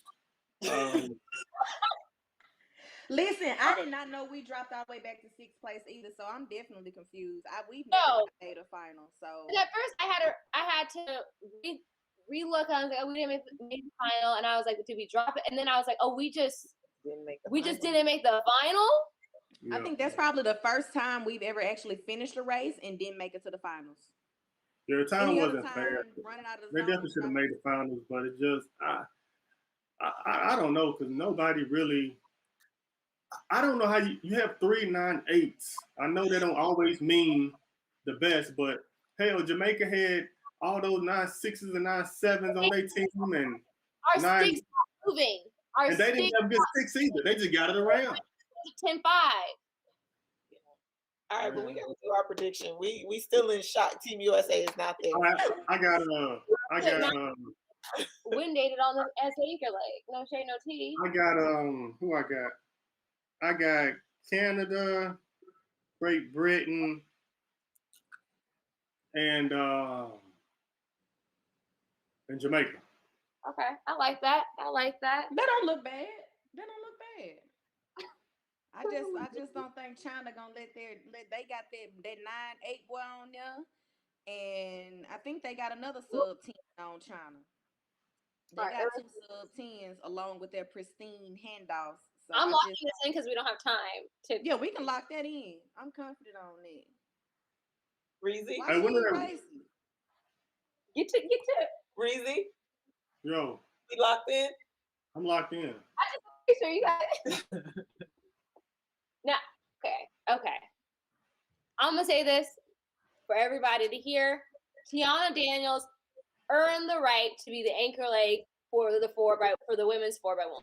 She's the only U.S. finalist in the Olympics this year. She was the only U.S. finalist in the World Championship last year. She won USA's in 2019. She technically, when she carry out, she won the Olympic trial. I don't know if how that No, works. it's not technically. She's the U.S. champ. She was trials champ. And I don't think she needs to be on that long second leg. I think she needs to be the anchor leg. I think second leg is Gabby needs to we discussed this already. I don't know what I'm talking about. I don't know what I'm talking about, but I know that Tiana needs to be anchor leg. That's what I do know. What do y'all think about the women's order? I think the people that's supposed to be on relays I are don't- the ones who have chemistry with each other. I don't think nobody deserves to be on a relay. That's just my opinion on relays. I think the 4 people who has the best chemistry, and sometimes that's not gonna be your person that made a team outright in 100. Sometimes that's not gonna be the favorite or the person who people feel like should be on there. Sometimes it's gonna be that person that you grab from another event that came there on relay duty. And I'm speaking from the fact 2 years that was me. Mhm. So I know that chemistry is more important than how we feel or how that athlete feels. You're right. Second leg is not where she should be. If she's going to be on the relay. I've given the baton to Tiana. She makes it very easy for someone who should not be on anyone's 4x1. She makes it very easy. No, I didn't say she wasn't supposed to be on there. I said nobody, meaning there's nobody on a 100-meter or 200-meter team who, before you get there and before you do stick passes and before you see who all you got and what you got to work with, you say, oh, this person's supposed to be on there. And that is what Team USA does. We already pick who's going to be on there before we even see. Second leg. Yeah, no, if she's going to be on there, then she do need to be last.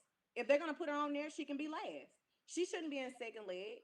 So just so that we could, the women's 4x1 in the prelims ran Oliver to Daniels to English to Hobbs. I do like English on a relay. English is a dog. Tyson But that's the issues though. Jenna Prandini should have been on that leg. Jenna should have been right there. She probably the rest for the 200. Hey, listen. I feel like one thing we're missing is politics. That plays a big factor in who gets some of those spots. So even though, like you say, nobody just deserves to be on the relays, like you say, we need chemistry and all that stuff. Politics plays a big role too, man. You have coaches vouching for the athletes. You have relay coaches. You have I mean, you just have a lot of stuff. You have shoe companies putting their bids in. Everybody do. wants to get a medal because it's like it's technically supposed to be the easiest way to get one. So I believe politics has. I don't know who's running the final. Y'all have the final list or no?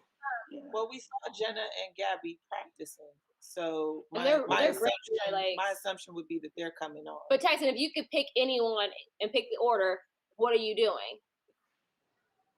I'm going. Who was in the finals? I'm going Tiana. She gonna be on it for sure. What leg? Tiana. I only see her running last or second. Not second. Not second. You gonna put her over Gabby on that long backstretch? You gonna put it over Jenna? No, Jenna. I think Gabby can run the hell of the curve too. Well, she not. Oh, I'm not paying attention. I don't know. No, she can. She's good at indoors too. She can. And Bianca. girl got the best start. Oliver got the best start, right? Yeah.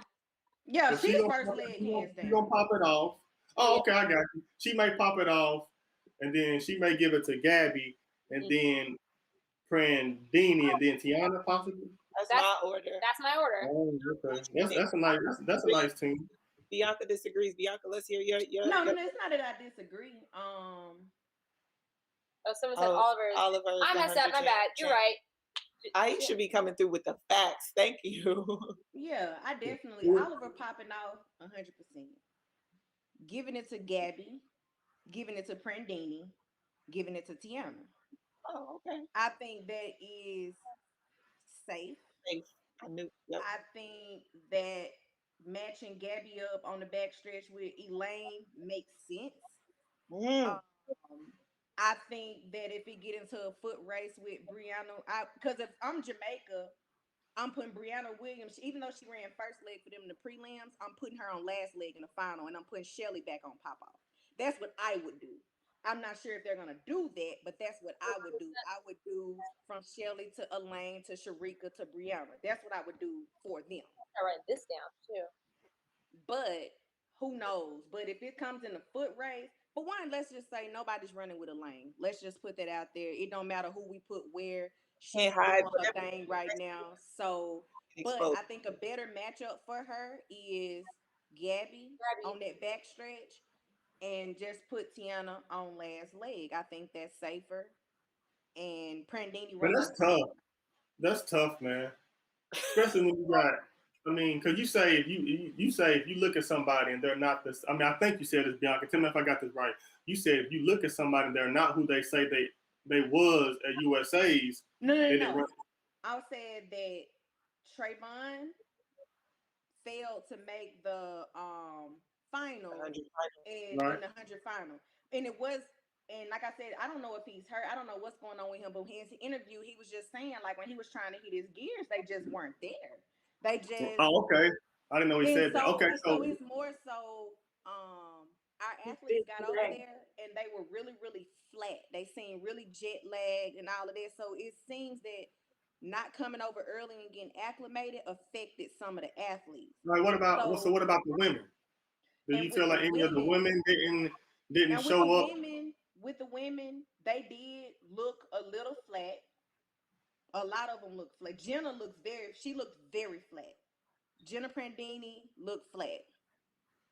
If she's on the relay, I know she's not hurt. So this is barring nobody's running hurt, because we know that athletes will get out there and run hurt just because they want to be out there. But assuming none of them are actually hurt, they look more flat than anything. Like they just don't have their gears that they had at USA. Okay.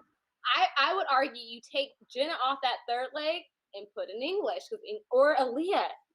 That's a good idea. Aaliyah didn't look that hot to me. Well, who looks?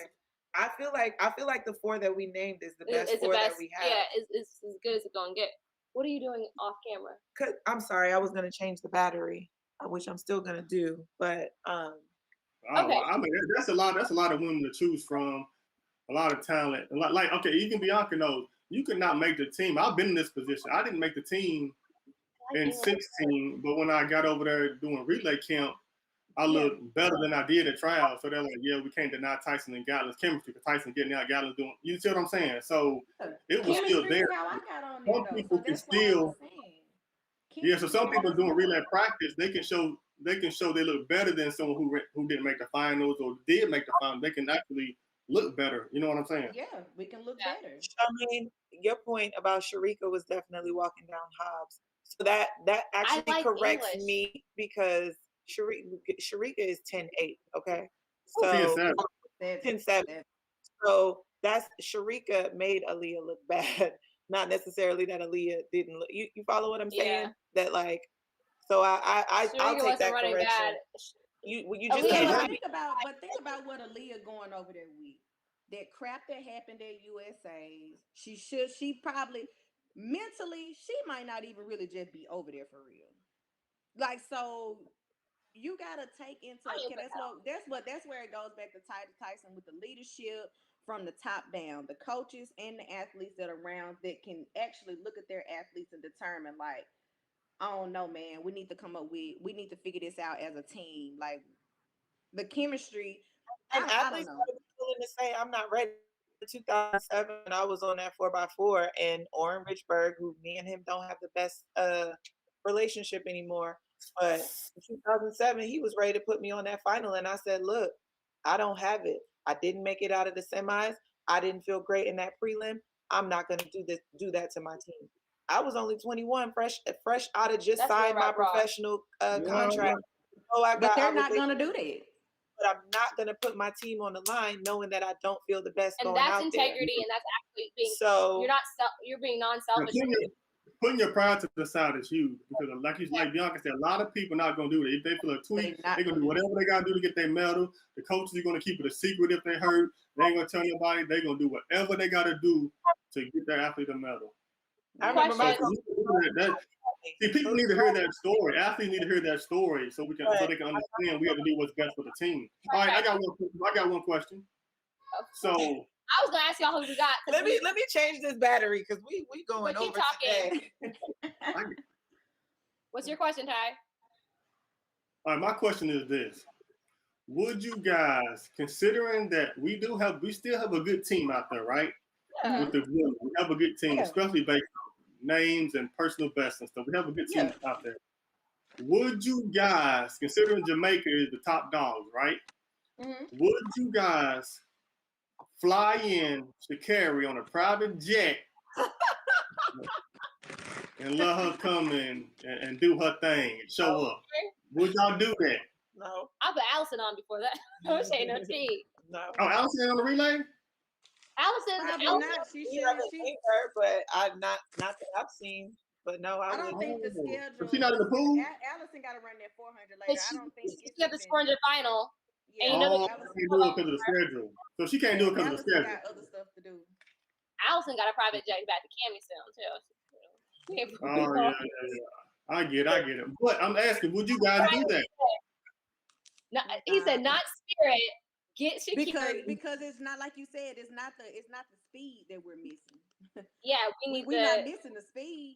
Yeah, if she was over there, she'll just be over there in the same predicament that we in. She'll still have to end up walking somebody down. And I don't know how the chemistry. I know, but I'm saying that. Do you think that guarantees a medal? Do you think with the team that we're going to put out there, it's all about getting top three? Jamaica can fumble the stick. Anything can happen. We all know this. Anything can happen. But as it looks, Jamaica should win by a large amount. They should. But we're for podium with the team, with all the women we have out there, do you think that they will be top three? I'm gonna say no, and here's why I'm gonna say no. Because one thing that we have been harping on over and over and over is about chemistry. Chemistry. And when I say this, please nobody misconstrue what it is that I'm saying, because I enjoy the spiciness of it all. But some of the things that she's been tweeting leads me to believe, how does that fit into the chemistry of the team? Oh, you're talking about right? Okay. And so, yeah, I enjoy the spiciness of it all. I've said that before. I'm a Carrie fan, but if we're over here talking about chemistry, And a lot of those tweets have been throwing shade at her own teammates and competitors. I don't know how we. So And also, and she broke the rule. and, So we ain't it's got a no time to do non-starter. practice, and we have no time to do practice. Yeah, it's a non-starter. But So I don't think nobody's having time to really practice. Really, like I don't think nobody had relay camp this year. I don't think. Oh, you ain't gotta think. We definitely didn't. 100%. Yeah. we didn't. We're talking. Another thing that we skipped over. We've been talking about camp, but we haven't been talking about. We at least have Penn relays, Texas relays, Mount Sac relays. We have the opportunity to run some relays Texas throughout relays. the year, and we didn't have any of that this year.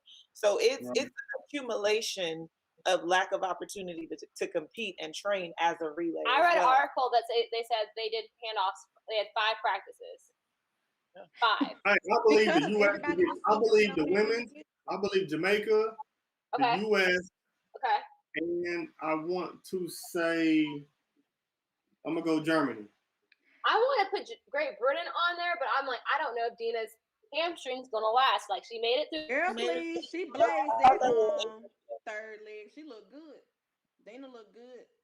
Nina look Maybe good. she got enough treatment. She looked I don't good. know, Tyson. We sure about this? I don't know if I'm comfortable leaving Great Britain off. Don't be trying to take my little insight No. and then put it I up. wasn't. No, because you said you riding with your partner. I am riding with my you partner. gonna take my information but- and my but insight. no. Great Britain did a national record in the prelim. Who did? And then it must be Great Britain. nasty. Oh Great yeah. Had a national Yeah. record. And They look good. They look good. They I look want to really do good. USA, Great Britain. What you think? You want to do Jamaica, USA? Okay. Jamaica, Great Britain, USA. Okay. I just am a little concerned because while Great Britain has, because they had their relay. Great Britain got some good stick passes because them girls been running together for a minute. So And I the speed passes in some cases can be more. But my important concern is, Dina looked good, but will she stay looking good? I think so. Dina don't strike me as the type of person that'll go out there if she felt unfit. Well, she didn't. She scratched out of the 200. Exactly. She scratched out of it because she didn't. So feel She nice and fresh. Who scratched out? Dina. Dina, Dina, her Oh, she, hamstring was bothering she her. probably done that. She probably done that for relay contention. Period. Because Yeah. for the Period. the fact that they came out and broke their national record, to me, Yeah. they've been working. Okay. Well. Okay. I'll put them in third then.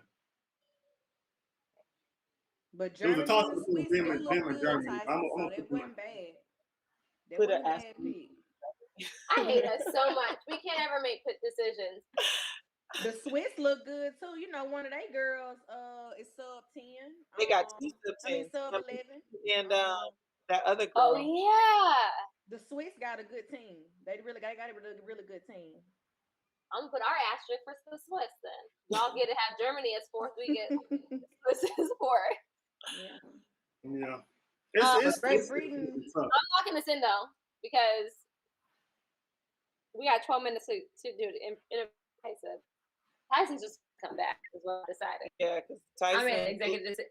I'm gonna be leadership on this couch. Like Bianca, Tyson has a wealth of things that we can and need to talk about. So we're gonna talk to you for a little bit, but we're gonna definitely bring you back. I also have to. All right. Sounds good. Okay, we locked in for a Hustle Clean podium pick so the women's 4x1. And the men's 4x1. And the men's 4x1. We're gonna be posting it on Twitter so you can do a little poll. People watching, you can vote whether you team Tyson, team Bianca. I ain't taking credit for nothing right now because I don't even know what's going on. And now we're gonna Bianca, thank you so much for coming today again. Thank you for dropping the gem. Insight. 2 days out of the week for you. I'm gonna be back on Twitter with you watching these races. Also, I would like to apologize to Natasha. That's why I took you as my teammate because I would never throw you on the bus like Tasha did on Twitter. Yeah, about what, DeGrasse? listen. I ain't throw you under the bus. I just wanted to say that I was being a team player, but No, But I'm but I going was rogue playing with Right. you and for saying the process Delilah when was I like, oh said shit. You know what? Sydney You will. stole I from Nia said Ali. Sydney will win, and you like, no, I want to put Delilah, and I'm like, all right, well, let's just go ahead and put Right. I let my Delilah. bias get in the way of that one. You right. I'm just saying that she don't want no smoke from Nia Ali, and she was like, before I see Nia in these streets, let me just tweet out that I'm Team DeGrasse. That's what I feel like was That's happening, what you feel and like. she threw me on the bus to do that. All right. I'm No, gonna let that's you. fine because I definitely said he would break up the sweep, so I didn't have him We just had not all the there. motive to know where. Yeah, I had him up there. I just didn't. I wanted us to sweep that thing. So I mean, we swept. He just No, that's not a swept sweep. us a little bit back. yeah, it was kind of a sweep, kind of. Okay, Bianca, thank you so much for coming. Make sure you follow Bianca Knight. What's your handle on Twitter and Instagram? You know, it's Miss Bianca AK. I think most of the people here probably already know that though. It looked like the same. Y'all don't have to Google it. You know it. Thank you for coming, Bianca. And now we're gonna get into Tyson. I have a couple questions for you. Let me pull up my questions. I know my first one is we were kind of talking about how you laid back, Mr. Cool, mellow dude, and you see I feel like that's a little different from the personality we usually see with 100 guys. We usually see, you know, a little bit more boisterous, a little bit louder, you know, doing a lot of they all got a little they're all signature little move at the line. And Tyson just, I'm ready to get this money. Like, I'm ready to go to work. What is your mentality going to the line? Just that. You just said it. Sorry. Go ahead, Tyson.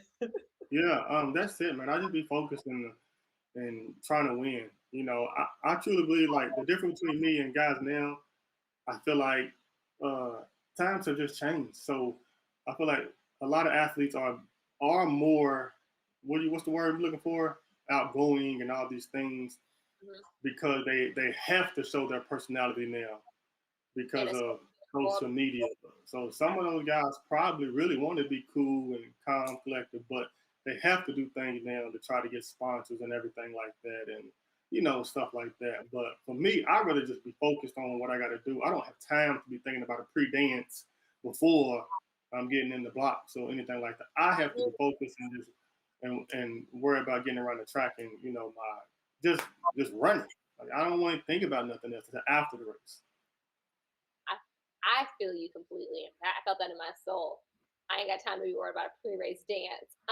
So I guess my question is, do you feel like nowadays there's more emphasis on personality than talent? Yeah. I mean, the talent is still there. Don't get me wrong. This is one of the best Olympics ever, considering we have no fans. People are getting sick. It's possibly dangerous. People are still showing up and doing things while getting virtual support. So I believe the talent is still there, but I believe nowadays the kids, they want to run fast, but they want to go viral. So you know what I'm saying? They want to win, but I want to go viral. Even if I don't win, I want to go viral. You know what I'm saying? So I see him like preparing for that moment, like bringing out. I already wrote on the back of my bib number, which means you have to constantly be like, I'm gonna put a permanent marker in my bag when they give me a bib number while I'm putting my uniform on. I'm writing, "Hey mom," which I'm like, sorry mom, I'm not thinking about you in the hipping tent. Like I'm just like, I gotta go get it. Yeah, everything. We're back in the hotel room because we No. had our bib numbers. But you know they have to put the little digital thing on it. And or they've already written something on the shoe, which is, you know, Yeah, they're but the bringing a digital hat thing, or whatever. They give you there. Right. Yeah. So I feel like you still Either way, like you're bringing some, you know, it's prepared a lot of times. I got another question for you because I feel like you technically are so. How do you run the perfect 100?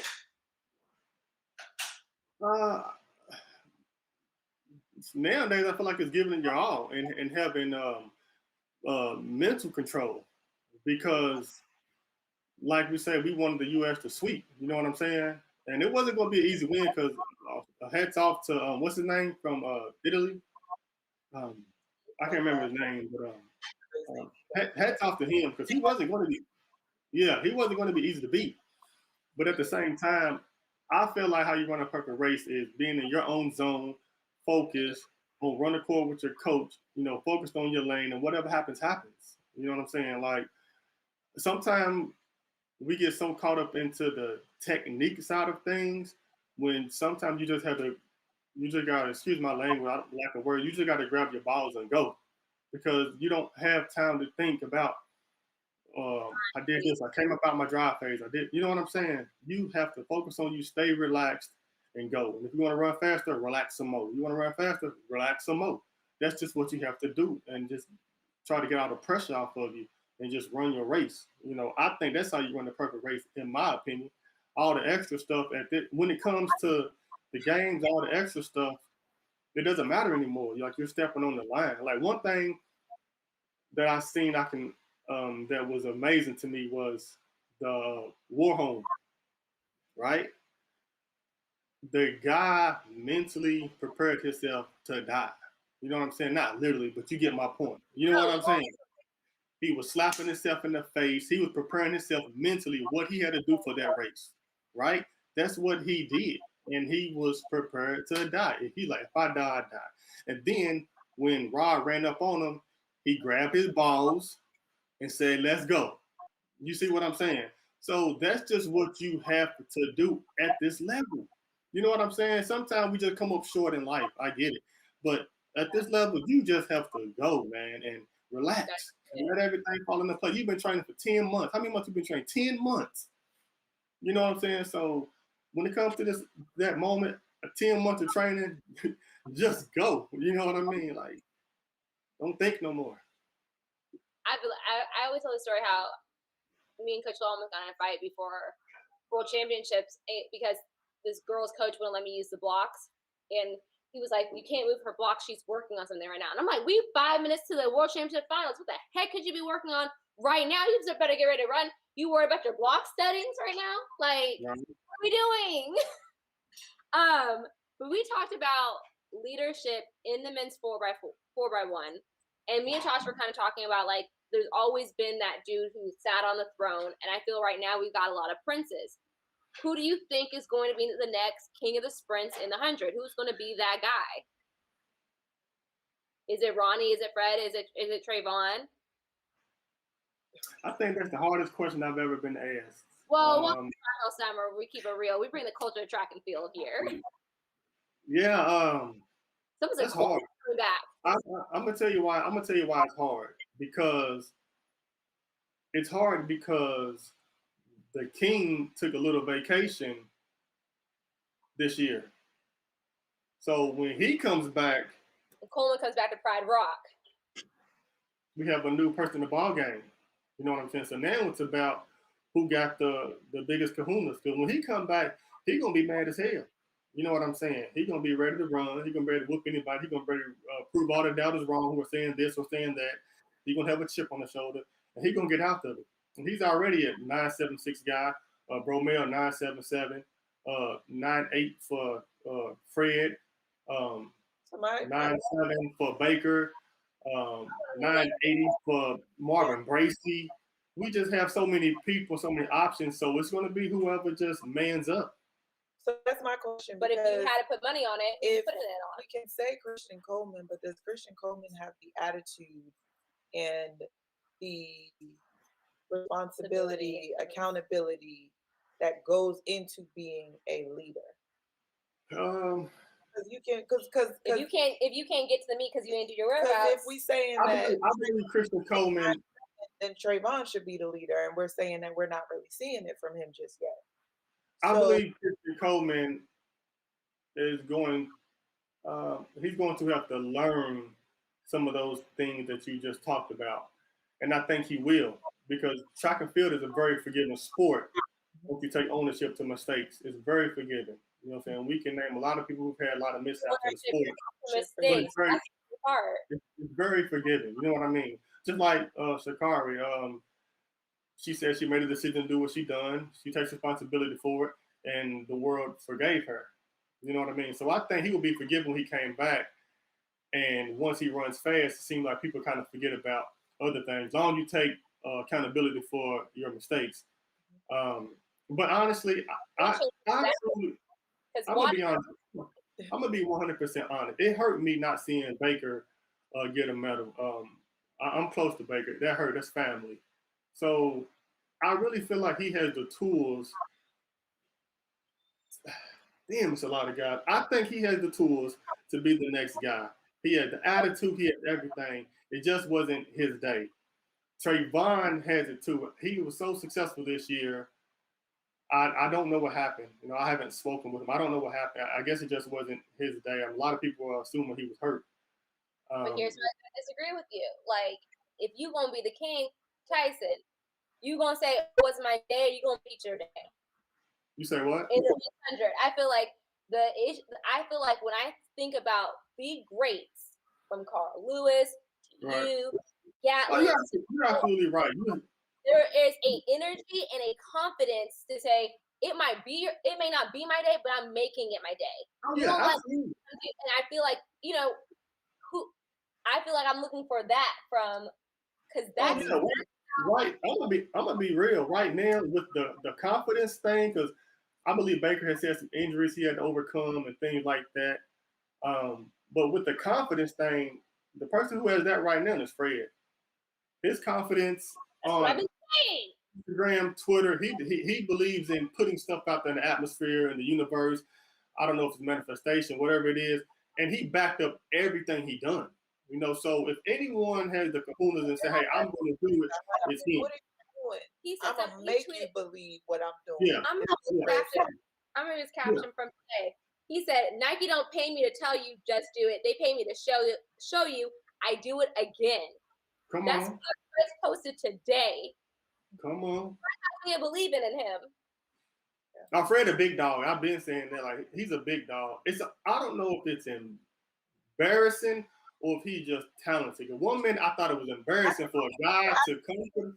It's his swag. Because I remember when I met him in 2017 after he had the year that he had at Texas A&M.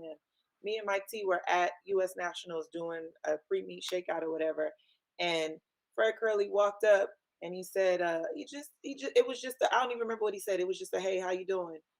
And I turned to Mike T and I said, "That boy is about to be a problem." It was just in his aura that he knew as a kid coming from college that y'all ain't messing with me. I'm I here. was told when he was in college.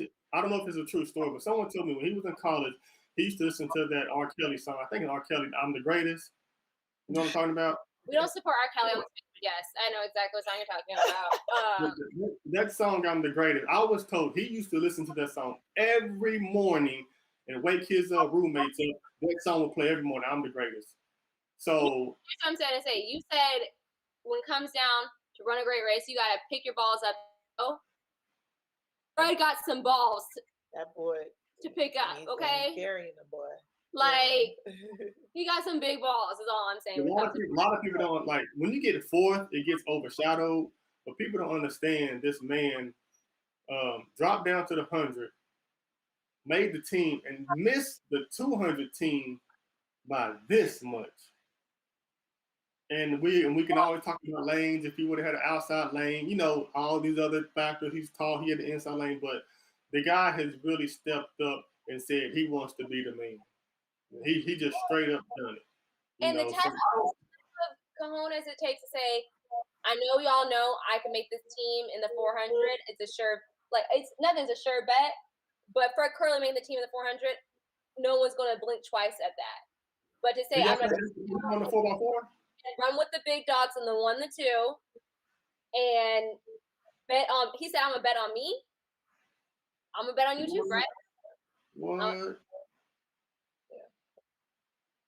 I'm like, I'm really paid because I'm a fan.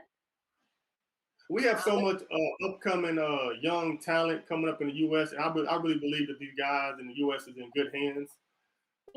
Especially next year with world champs being in the States, right? I believe these guys are going to step up. They're going to show off for the hometown. I'm pretty sure there's going to be a crowd in the stands. It's going to be crazy. I believe one of those guys, either Fred, who else we got? We got Fred, Baker, Ronnie, Trayvon. We got Noah. We got other guys. I'm probably leaving out somebody, but I believe, Coleman. I believe one of those guys are going to come close to the world record in the 100. Definitely the American record. I believe one of those guys is going to come close to it, if not a couple of them. Oregon has this magical atmosphere thing going on. People run fast there, and sometimes they have a tendency not to run fast outside of Oregon. I just believe these guys are going to, show up. And whoever wins next year, I do believe is going to be the king. That's just real. Well, I want to take a little walk down memory lane because I know you and Tasha go back. I need a little Tasha Tyson story, and I need some inside information on Tasha back in the day.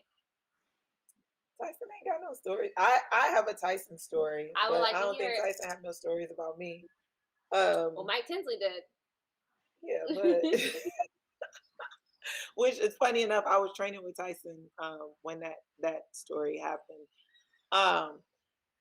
So I guess what we would call my rookie year. Oh, there we are at the closing Aww. ceremonies in 16.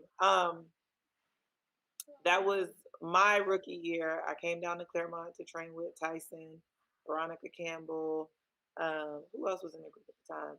Derek. What was Derek's last name? Derek Williams, Aaron Armstrong. Dick was there. A couple other people. So again, this is the person that like everybody doesn't get to see. Everybody sees the businessman on the truck, right? So I moved down to Claremont.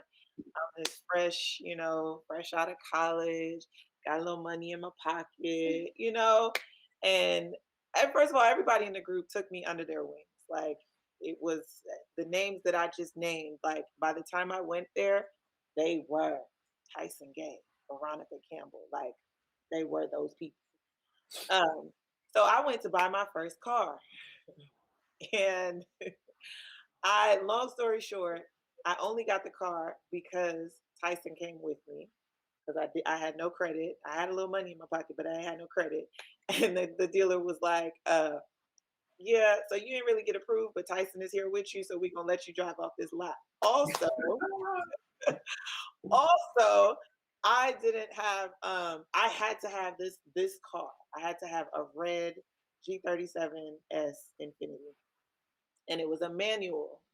So I couldn't drive a stick. So the story that I always love telling about Tyson is Tyson came to the dealership with me. I bought this car. I could not drive this car. And we get off the lot and we get to a red light. Light turns green. Anybody that drives stick, you have to balance the clutch and the gas. And this clutch, it was a very stiff clutch. I came off the clutch too fast, and the car stalled out. So I immediately started panicking. Cars behind me beeping, get out the way. And Tyson is in the passenger seat, and he says, "You got this. Relax. They're gonna have to wait." Say it louder because I was gonna make it clear. Sorry. Tyson just put his hand across me, like, "You got this. Don't worry about them. They gotta wait. Just take a deep breath. Put the car in neutral. Over." True story. That's the type of energy we need going on to this forward one. Like straight up. But then the very next week, we all lived in the same apartment complex, and we lived on this hill down the street from practice. So he gave me that energy coming off the lot, right? But then the very next week, we go into practice. All the guys were in one car going to practice, and I'm driving my little, I feel like I'm big hot stuff in my car. I stall at the light. Tyson is hanging out of the window. "Get this car out the way." Because it's different when you late to practice. No one's Move this car out the way. I mean, I end up being that person in the back of you, right? Yes, exactly. But that's my Tyson Gay story. I don't think Tyson don't have no. I don't really have a lot of stories with Tasha like that. Like that was what you call a moment. You know what I'm saying? Tasha's always been dear to me. Tasha and I both we both have a different type of mental approach, how we observe things, and I think that's where our connection came over the years, especially when it came to track and stuff like that. how you want to handle races, how you want to handle nerves, things like that. So we've had deep conversations, and we've created that chemistry just based off a lot of mental things when it comes to track and life and things like that. So she's always been a good person, a good friend to talk to when it comes to life or handling track situations. So that's kind of where our connection came from. And I have to say, Tasha talks about you with the highest regard. She is very protective of you. She says, you know, Tyson is the kindest soul I ever met. And in my experience with you, you've always been so kind and so sweet. I'm like, this is Tyson Gay. He's taking the time to talk to me. But yeah, you can definitely tell that Tasha really loves and I respects do. her friend. And what she's I'm not referencing even is gassing. when we were putting together the guests for the show, and talking about today is a relay day. I was like, if anybody comes crazy at my dog over the relays, like we gonna have some. So that's what she's referring to. That like I don't play about Tyson. I don't play about Allison. And I don't play about I appreciate the love, man. I feel like we are already over time, like we always are. So we have to But we're gonna have wrap you it. back. We're gonna have you back. All right, appreciate that. I appreciate you guys having me too, man. I really appreciate it. So have me on again when we're talking about something else. I'm normally on the serious type, but even if it's something casual, make sure you invite me. We're gonna have you back. We're gonna have you back. We like to have fun, but we also like getting the master class from the masters themselves. So thank you guys for joining us today. Be sure to follow us everywhere: Twitter, IG, Facebook, Instagram, all the things. Follow Track Girl Summer on Instagram and YouTube and Twitter. Follow Tyson. Drop your handle so people can follow you. Tyson L. Gay on Twitter, on Instagram. And is there any way people can support you, send you money, purchase something of yours? Nah, not yet. I'm kind of in between stages right now where I still train. I still love it. Injuries be catching up to me and stuff just with age and so forth. But I think I'm a dabble into coaching or whatever. So if someone wants to reach out, right now I just give out advice. Someone will work. I just give out advice right now, but I'm definitely dabbling. I just need the confidence and need some support to make that We're jump. gonna get on the phone and talk to you about this because you Tyson Gay talk To be about paying for that confidence and advice. support. Well, if you can't purchase any merch of Tyson's right now, but you can still send a Black woman some money today. Don't forget to do that.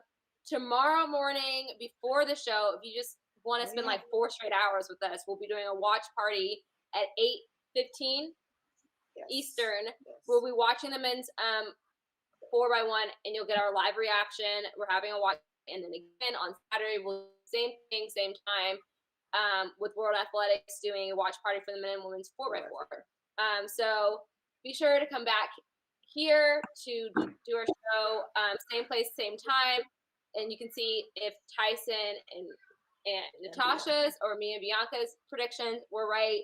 And remember, no matter what time of year it is, it's always a Track Girl Summer, baby. So thank you guys for having us. I'm getting off because I have to go to the bathroom. Oh my gosh. Bye guys. Bye Tyson. All right, good to have you. Peace.